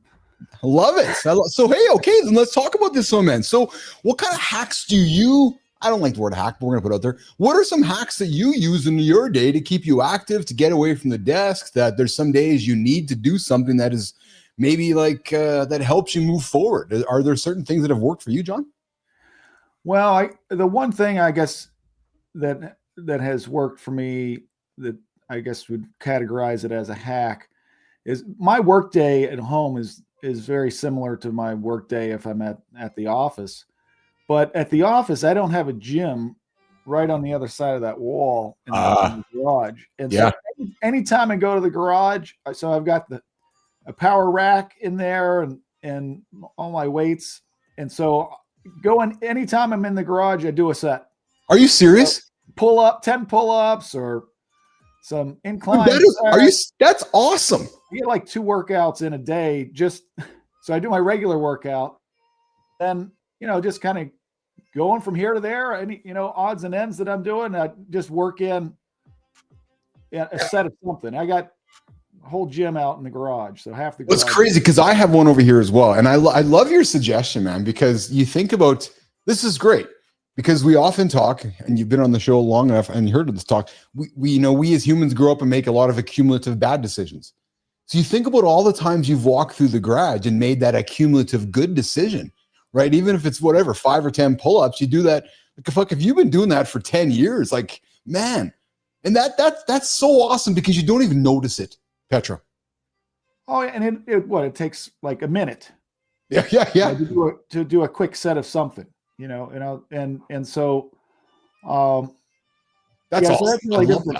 Now a part of it is actually making its way to the office at school, because I got a pair of dumbbells in there. I got some bands, so it's working its way. And, I just work in this extra stuff. I mean, I don't know if I'm doing enough to really, sort of really work the muscle enough that it's building, but I'm certainly maintaining it through that. Well, it's funny because I have been that person, like you just said, going, well, if it's not going to be intense, I don't want to do it. I think where my mindset has changed is just like what I said to you, that if I come downstairs and do 5 pull-ups every time I come downstairs, and I come downstairs once a day for 30 days, well, that's 150 pull-ups more than I wouldn't have done, right? So it's a great example of accumulative small decisions that we normally wouldn't do. I love that, actually. Like, it's no different than John saying, just after you go to the bathroom, drop down and do 5 push-ups, because we as humans, it's so easy for us to make the accumulative bad decisions. Let's face it, we do. And it accumulates just like John's eggs. I mean, over time, it does. And I'm a firm believer in doing something. Yes, is 10 times better than, or maybe 100 times better than doing nothing at all. And I've got to think you have evidence to back that up. Serious, I'm being serious. Like, there's evidence. Like, there is evidence to back that up. Oh, absolutely. But what I see too is I think part of our culture is so centered around work. Yes. And, so many people do not really enjoy their work. They think of it as work as opposed to what they love doing. And so they live for the weekends, and then they do that for, who knows, maybe 30 or 40 years. And then they live for retirement, and they have no idea what they want to do with themselves. And a lot of couch sitting, a lot of television watching, and basically nothing. And then by the time they're 70 years old, they have, problems walking and problems, kind of fully functioning, at age. And so, and I saw, both of my parents go through that, but their life was really centered around sort of your day-to-day work. And there was really no exercise worked into that. What did you, what do you think of the, I don't know if the word trend is the proper word. There seems to be more discussion. How about that? There's more discussion around this work week that seems to be appearing around this 9-9-6. 9 to 9, 6 days a week. Thoughts? Oh, yes. Yeah. And I think part of it though is if you can find something that you enjoy with the work that you do, or change your workplace. Yes. I saw that with my father. My father worked in retail for probably 35 years. And then later in his work development, he kind of switched to a in Pennsylvania, they have state stores, so it's basically your wine shop, and I just remember he loved doing that. I mean, he absolutely just loved it. I mean, he really leaned into it, and he was doing it, going to seminars, learning more about, the whole industry surrounded by wine, and it just, his knowledge grew, and you could tell he just really loved it. And when it came time to retire, he didn't want to retire. Interesting. It totally changed. And it was just, sort of a slight change, but, his whole demeanor and everything I noticed a big change. And he wouldn't, I don't think he missed a day of work until he couldn't stand anymore. I mean, he was interesting. There. Yeah. So, but that's a totally different mindset, I think. But yes. But yeah, if we could go back 20 years, I would have said that you're coming for a run with me. Because anytime I would visit my parents at home, I'd ask my mother, I said, what do I do every single time that I come home? I said, what's the one thing that I always do? She said, you run down at the track. Yeah. But I think I would have dragged my father down there. I can go, that's my one regret. And so, but yeah, I think that's just it's part of our culture that you work maybe Monday through Friday, you live for the weekend, and then and that's supposed to be the fun part, and then you wait for to do it again. Yeah, I have a hard time subscribing to that. Speaking of subscribing, we had a few guests on the show this week. What'd you think of Fitz Kohler? Oh, she was fantastic. Yeah. I thought, it's just an inspiration story that just, has so many levels to it. Yes. And I think, going through, my gosh, it's hard for me to even imagine that, you get sort of what some people think is like sort of a death sentence, Yeah, exactly. The C word, the cancer word. But I think her whole attitude about it and her mindset was just incredible. And I think and it appears that's what's become her, her centerpiece of her life now. So, but I found interesting. There was one thing that was said that Marty Fitt had said that I thought was just brilliant. And I think what I took from it, he says, why do people have to wait until they learn they have cancer to start living life to the fullest? And that was never fully answered, but I think that is something that anyone should consider. But as a social scientist, you've studied humans forever. This is what you do for a living. Why is that, Jon? Why do we wait for? Why is Keith waiting to stand on the cliff for Jon to almost push him over before Keith makes a decision? Like, why do we as humans do that? Well, we have a lot of defense mechanisms, right? And our favorite defense mechanism is denial.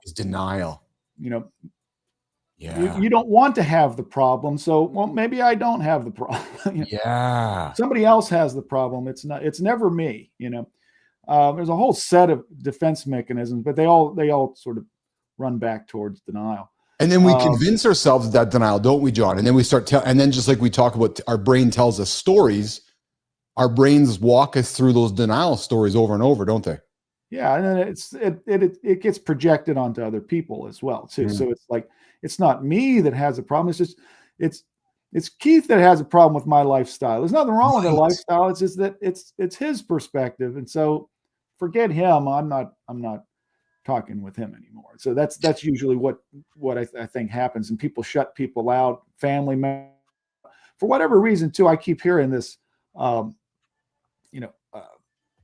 Children not talking to their parents for like 15 years, not like no contact whatsoever. So they pushed them out for whatever reason. Maybe they were tired of hearing the sort of the parental voice, but it was, so there's denial, but I think it's an empirical question that I think needs to be examined more fully.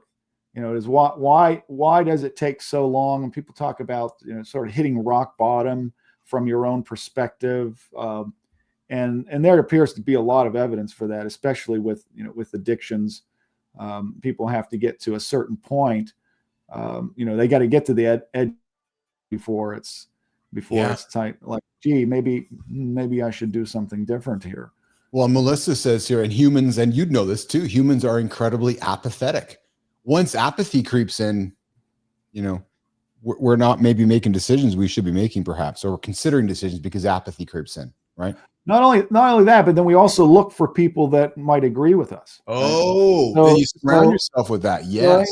So then you surround yourself with bum friends that don't want to, that aren't going to challenge you, that'll sort of, let you lean on their shoulder, but they're really not going anywhere either. So I think, there's a cognitive dissonance that emerges. Mm-hmm. Like, okay, well, I want to be happier. I want to have a more fulfilling life, but I'm not doing any of the things that I should be doing. But if I could convince other rational, logical people that my way of life is valid, then I can feel more confident about living this way. And so there is a tendency, I think, to kind of look to others for validation, no matter what, no matter how healthy or unhealthy, the behavior is. And so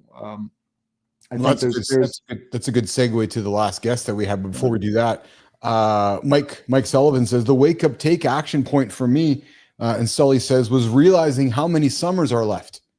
It's about only 20 for me, considering average life expectancy. So Mike said, okay, I got maybe 20 summers left. That's actually not a lot when you think about it. I need to do some shit about my life.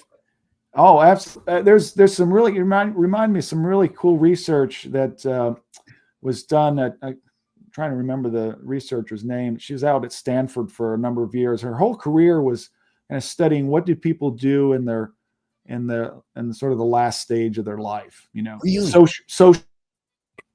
And she found, I think it's Maslick. Yeah, Christina Maslick. She did sort of found out that elderly individuals are extremely selective in the new relationships they start. Okay, so so the perspective is, okay, I'm in my 80s. I'm running out of time. And so I'm only going to select, and it's more of an implicit thing, but I'm only going to select people that are going to pour, positivity into my life, not take away. So it's sort of this dichotomous thinking that, there are people that take away from your life, and there are people that pour into your life. Yes. And so they're very selective at any new relationship, or maintaining relationships, or the ones that pour into their life positively. So I just thought that, I think it's a remarkable finding, because we are social animals, right? We're social animals, and some people are not so social. Maybe they're more introverted, but so introverts to extroverts, you still need relationships. Yes. And in that perspective, when you're sort of running out of time, really ought to be the perspective, I think, that we have, at any age, because it's, right. You only live once, as far as we know. It'd be nice that, It's interesting because I have found myself, I'm 5'3", so I 53. I have found myself being more selective with the people that I want to have around. And I'm like, you know what? I don't really want, if I want to spend an hour, like, that person's not adding any value into my life. And that's not to sound like a dick, but I'm like, I don't need to put any energy into, like, I don't want to have a friendship with that person. Like, and to some, that's like, what do you mean? Like, well, no, I just don't want to. Does that make sense? Oh, absolutely. Yeah. I think, I don't have systematic evidence collected for this, but I've often believed that at least for my life, probably the biggest influences that I would have on my life are the movies I watch, the books I read, and the people I meet. Yes. those three sources. That's what I give my time to. Maybe only 5% to movies, and yeah, I get you though. I get you totally. Books. But the people that you meet, the people that you have the opportunity to meet and develop relationships with, will have a bigger impact probably than anything. It's even there was research that was somewhat controversial, like in the 1990s. There were findings that were that even relative to parents and family, siblings, parents, extended family, relative to that, it was the friends, it was the peer groups that teenagers spent time with that had the biggest influence, way beyond what their family would have. And I believe that, because I know the influence that I had from my cousins and my friends growing up, because I spent so much time with them along the way. Hey brother, before we work towards wrapping up, I gotta be out of here in 11 minutes to deal with my Jeep stuff. But I got a question for you. What was help me with our conversation with our guest here today? What was your takeaway from that one? Because we were all trying to be grateful with grace. Yes, and we could tell. I think Brian Korn's, sort of the center of the work that I think he's doing is to be helpful, to sort of address a sort of a major problem that I think we've had for many years. People harming themselves. I think it's yes. This is our most needed part of the population that needs help, but also, especially with men, I think there is a tendency to not ask for help, and not even to know that you might need mental health resources to address something. And so usually this even happens with, I think, symptoms of schizophrenia. It's like, we start hearing things and thinking things that that are not really there. You learn that pretty quickly. Well, it's not something that you want to tell everybody about, right? Yes. So it's not the thing that you want to broadcast, and so people find defense mechanisms to kind of hide it and to kind of work with it, just like the people that have a tic, will also try to hide it, and they'll start to think that nobody sees it when everyone can regularly see the interesting head jerks or whatever. Yeah. What is that? And then so there's a great tendency to hide these things, whatever it's depression or anxiety. And so I think the best thing that he shared, though, was that when you ask for help, that can make you stronger. And so I think that was that's where it could have ended. Yes.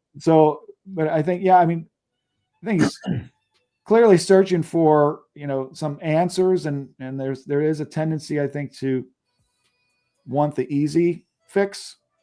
And it's but it's that's why I use the word angst, because it was like I sensed, I don't know, and I wanted to reach out and just express love, because I can sense somebody that was wanting to help others, but I felt like still was struggling to help themselves. Does that make sense? Yes. And that's maybe the best way for me to paraphrase, which was really wanting to help me, but maybe was still struggling to help themselves. And there was like an imbalance there. And I'm like, oh man, I want to do more to help you, but for me to help you, I need you to want to help yourself first. Yes. Yeah. And I think to me, it sounded a little bit like someone who's kind of working their way through the, 50 to 100 diets that people try throughout life. There you go. Like, I'm excited about that. Yes. Yes. Let me tell you about it. How long you've been doing? 2 weeks. Yes. So I think so the intentions are awesome. Are awesome, but I do think that is a sort of a protective shield, and I don't know if it's intentional or not, but it's so to be kind and to be loving and caring is it can be a shield against the bullshit calls. because people who are very pleasant, and they're very, their intentions are good. It is difficult. Like Jon Andersen was saying, it's kind of difficult to kind of lambaste them with the bullshit call, right? so but it's hard to get past, because I appreciate your comments there, because when anybody comes to me and says, I got a magic potion, and you can tell they really believe in it too. You're like, it's really tough. It's tough. Yeah, right. And then when you're like, but the magic potion is followed by the sugar pill or the magic potion. And I love my parents. My parents were maybe in some of those same groups over the years, right? Rushing towards things. It's like, no, you got to do these things first instead of that. Oh yeah, absolutely. But I think you find this all over the place. I mean, yes. It's in every industry. Yes. Whether it's well beyond, just mental health and physical health. I mean, it's every single industry. I mean, you showed that video, so even in education with teaching, you showed that video earlier in the week with the crazy interaction between the student and the professor. Yeah. And so my reaction to that was like, there was multiple levels of insanity going on there, but the core issue though there is that I think that this is one of our probably large masses of instructors that have no clue what the testing effect is, or what is more recently become known retrieval practice effect. Okay.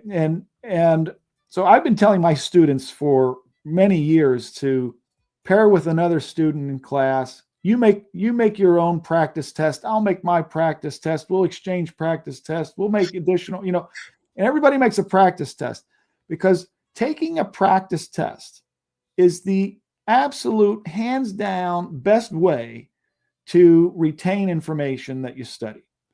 And it has also been shown to, of the information that you initially study, not only do you forget less of that, but what you are able to recall, it has a more sustaining power in memory, right? But so many teachers, I think, are, at all levels of education, are clueless about this. And we've known about this memory hack for over 30 years.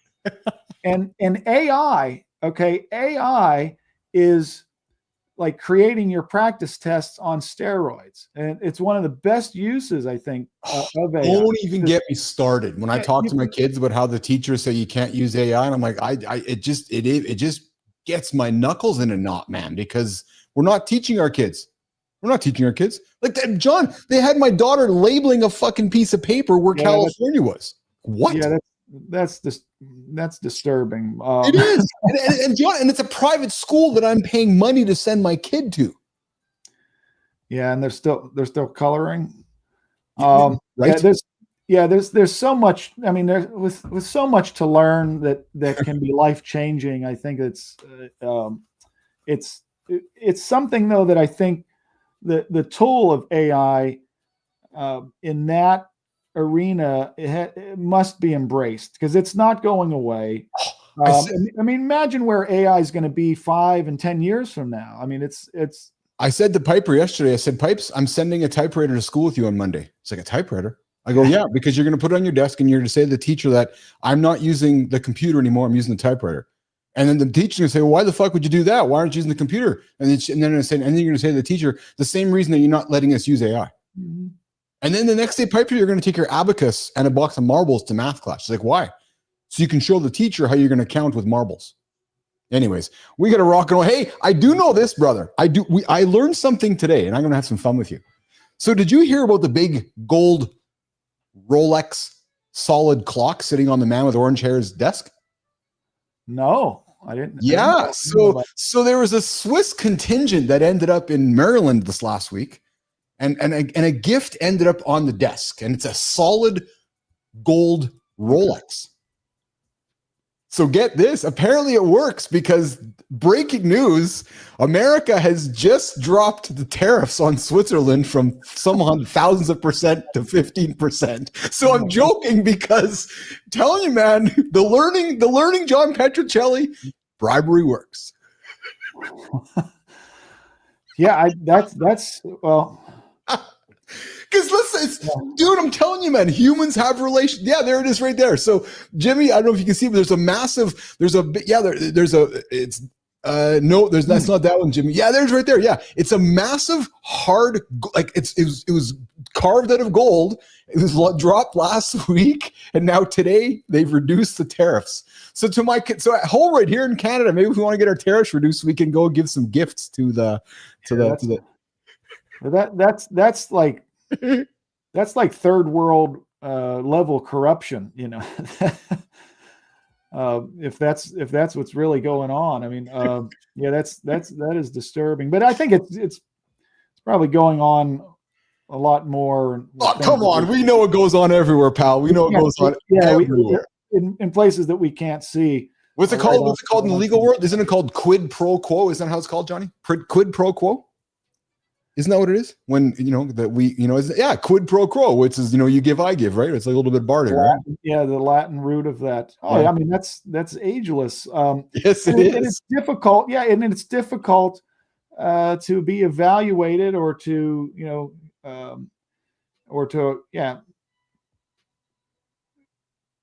produce tariffs or any kind of sanctions or against your friends, all the way from evaluation to punitive responses that when you're dealing with a friend or someone who's given you something, the reciprocity of that is to sort of give back, and it creates a major conflict of interest.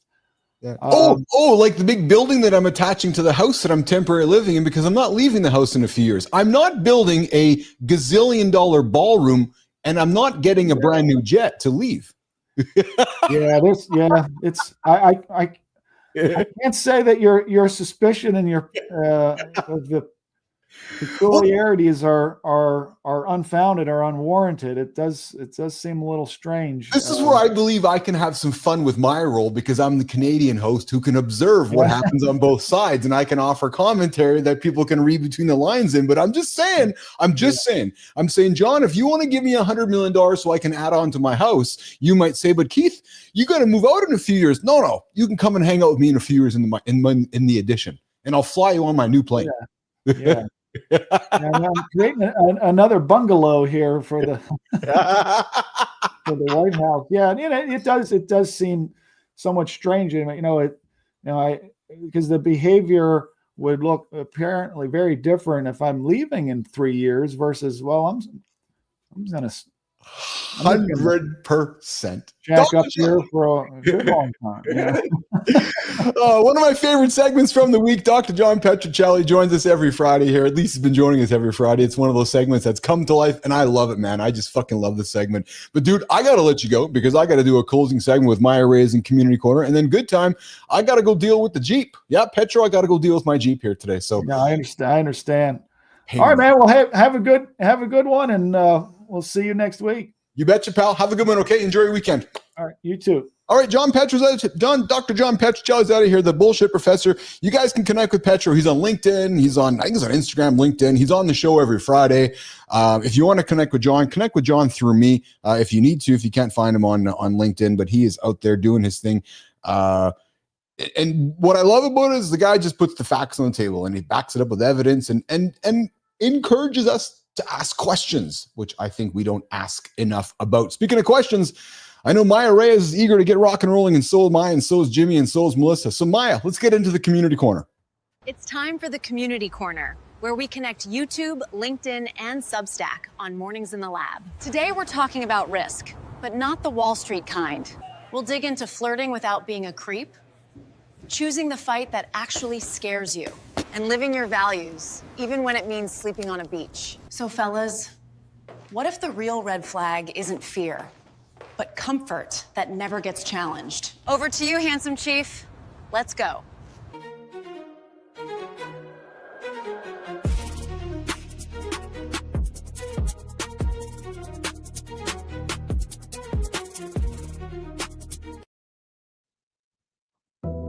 I got to tell you guys something pretty funny quickly here, actually. So somebody said to me a couple days ago, "Hey, Keith, where'd the handsome chief come from?" Honestly, wherever other of my fucking stupid ideas come from, like the nuns and the puppets and the fucking bikini girl, they just come. The day that I sat down to set up the first StreamYard, I said, "What's the name?" I said, "I don't know, Handsome Chief."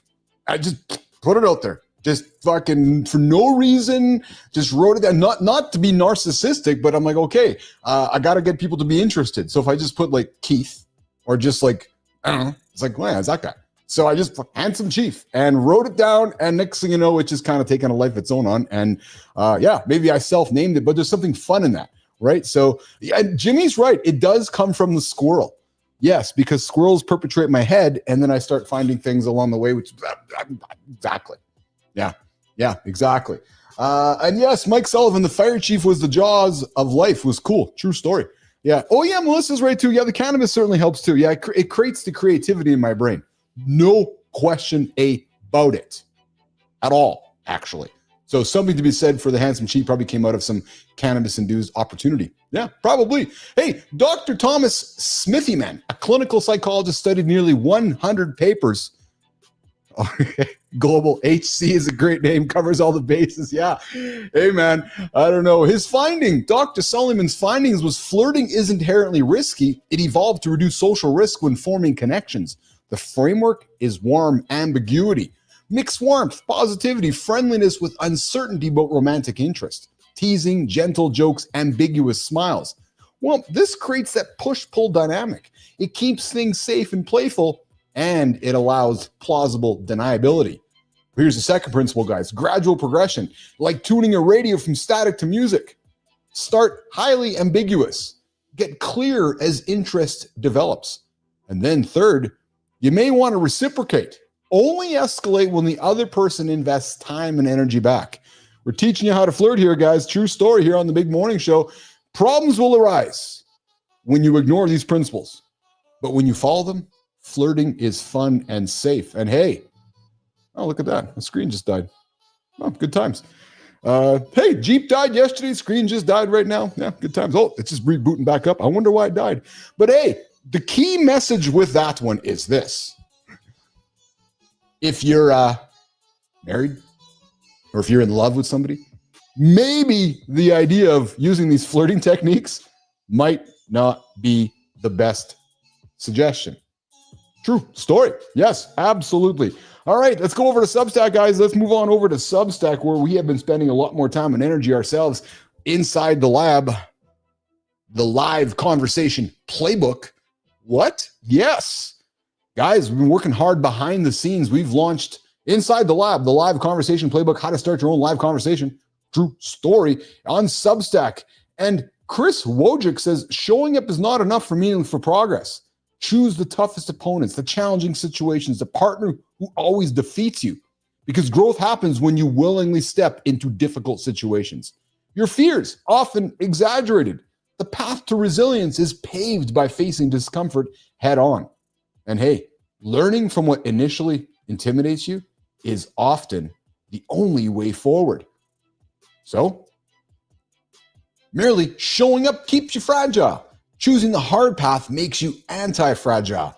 Here's the reality, guys. The people who transform, like Brian Korn, aren't the ones avoiding difficulty. No, they're the ones running toward it. Yes, true story. What's the one challenge, guys? Uh-oh, I see the money coming in. Mike Sullivan, boom, boom. Thanks, brother. I appreciate you. Where's my camera? I appreciate you, man. That's awesome. Thank you so much, man. $5 on the table from Sully.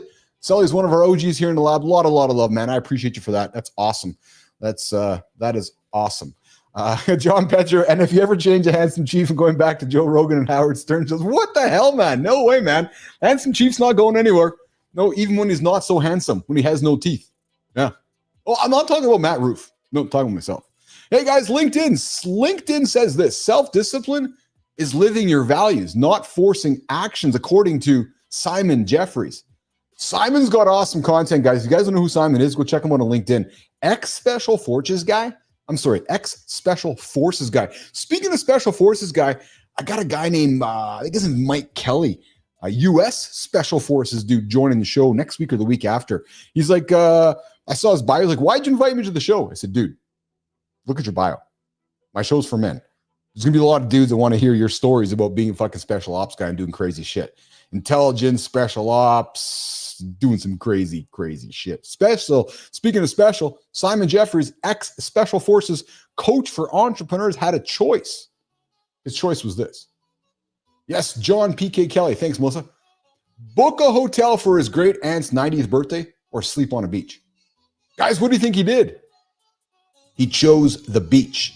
Swam in the sea, joined family for breakfast. What was the point? He did both.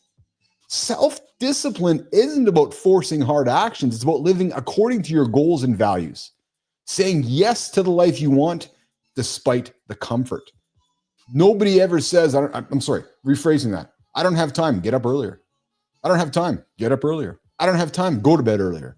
Yeah, train that mindset. I don't need perfect conditions. I just need to go. True story. So guys, here you go. Create those supportive systems. Pre-pack, research, make it easier to consistently choose the life you want, and maybe it happens the night before the next morning. Are you disciplined? Or are you just good at forcing yourself to do things you don't actually value? And that actually leans into the conversation we had with our guest earlier today. Maya, let's wrap it up, girl. Here's the through line, fellas. Whether it's flirting, fighting tougher battles, or sleeping on the sand instead of the couch, your life expands every time you choose deliberate discomfort over autopilot. If you want your story featured on the Mornings in the Lab Community Corner, follow and tag us in your next post.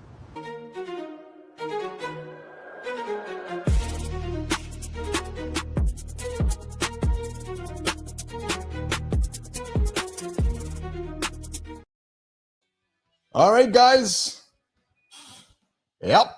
10 minutes after 10 o'clock Eastern time, we're wrapping up the big show here. Live, Mornings in the Lab with Keith, John, and friends. Joined daily by On the Buttons himself, producer Jimmy. On the words, we got Neiman, Melissa Neiman there, hanging out with, making us all say and do great things. Raheem is out there as well in the community. I appreciate you guys. And Patricia's out there as well. I appreciate all of you guys on the Mornings in the Lab team. We got a good time in the community. You got Mike Global, Mike Sullivan. We got John Petrocelli out there. We got a good time out there as well. Of course, I said that. Good time. I got to do with my Jeep now, man. It's funny, Charlie, I said at the beginning of the show, maybe I should try an experiment for a year, Charlie. And maybe I should just rent a vehicle for the whole year and see what it costs. See what the impact is. Maybe there's a YouTube channel on that. I don't know. Maybe, and I know we were talking about earlier in the show with John. Like the question is, what's the cost? Not the financial cost, but what's the cost of the stress of having to get an Uber or having to get like a taxi or having to get from point A to point B without having the vehicle sitting in the lot? What happened? I don't know, brother. I got in the truck last night to go take Piper to dance, put the old key in the ignition, and it didn't turn over. But it was different this time. So whether the battery's dead, to Jimmy's point, or whether something's more going on there, the handsome chief is being forced with a decision today. Or as our guest said to us, what was his guest name? We had a guest on the show that taught me something really, really important. Discussion over decision. So it'll just be discussion in my head, whether I don't know. I don't know if I want to go get myself a new vehicle. Because here's the thing, Charlie. It's a pain in the ass, man. I don't have any time in my brain right now. I'm trying to build something here with the network. And my money is going into the network, not into vehicles that sit in my yard and not be used. I'd rather give Jimmy and Melissa and Raheem my money instead of having it sit in my car, sitting on my driveway and just depreciating all the time. So that's what I go through in my skull. So I got to deal with that. Hey guys, today we emptied Dad's pockets. Yep, true story. We had a guest on the show here today as well. Brian Korn talked about the magic drink. Yeah, true story. And hey, Mac's becoming screen ring lights. So guys, do not go and buy a ring light today. Nope. The Mac has a ring light built right into it in the brand new operating system. And we talked about working out. You don't have to go to the gym to get a workout in, guys. Next week, we're asking if your sleep score is actually your best coach. My sleep score said today I had a great sleep. I know, because I did, even though I was stressy about my vehicle. And hey, guys, we're going to dig into why losing muscle mass isn't inevitable after 50. I'm sure we're going to dig into some peptides conversation. And hey, if you've been lurking this week, hit the subscribe button. We appreciate you. And we want you to be part of this community. Fellas, don't slack. The weekend is here. But that doesn't mean we have to be disconnected. I'm not going anywhere. You want to chat? You want to connect? You look for some engagement, look for some positive inspiration? 431-300-3005. My phone's open. True story. 431-300-3005. Don't believe me? Ask Good Time. Ask Petro. True story. They send me a text. We have a conversation. So, and even if it's just a nudge or it's just some positive inspiration or it's just a, hey, what's shaking? Love to hear from you guys. So, hey, don't slack. We'll see you guys in, can you believe it? Jimmy and Melissa, 48 hours. We're back at it again. They're like, yeah, I know. It just restarts again. Wah, wah, wah, wah. See you guys on Monday. Looking forward to it. Have a great weekend, guys. The Handsome Chief. He's out of here.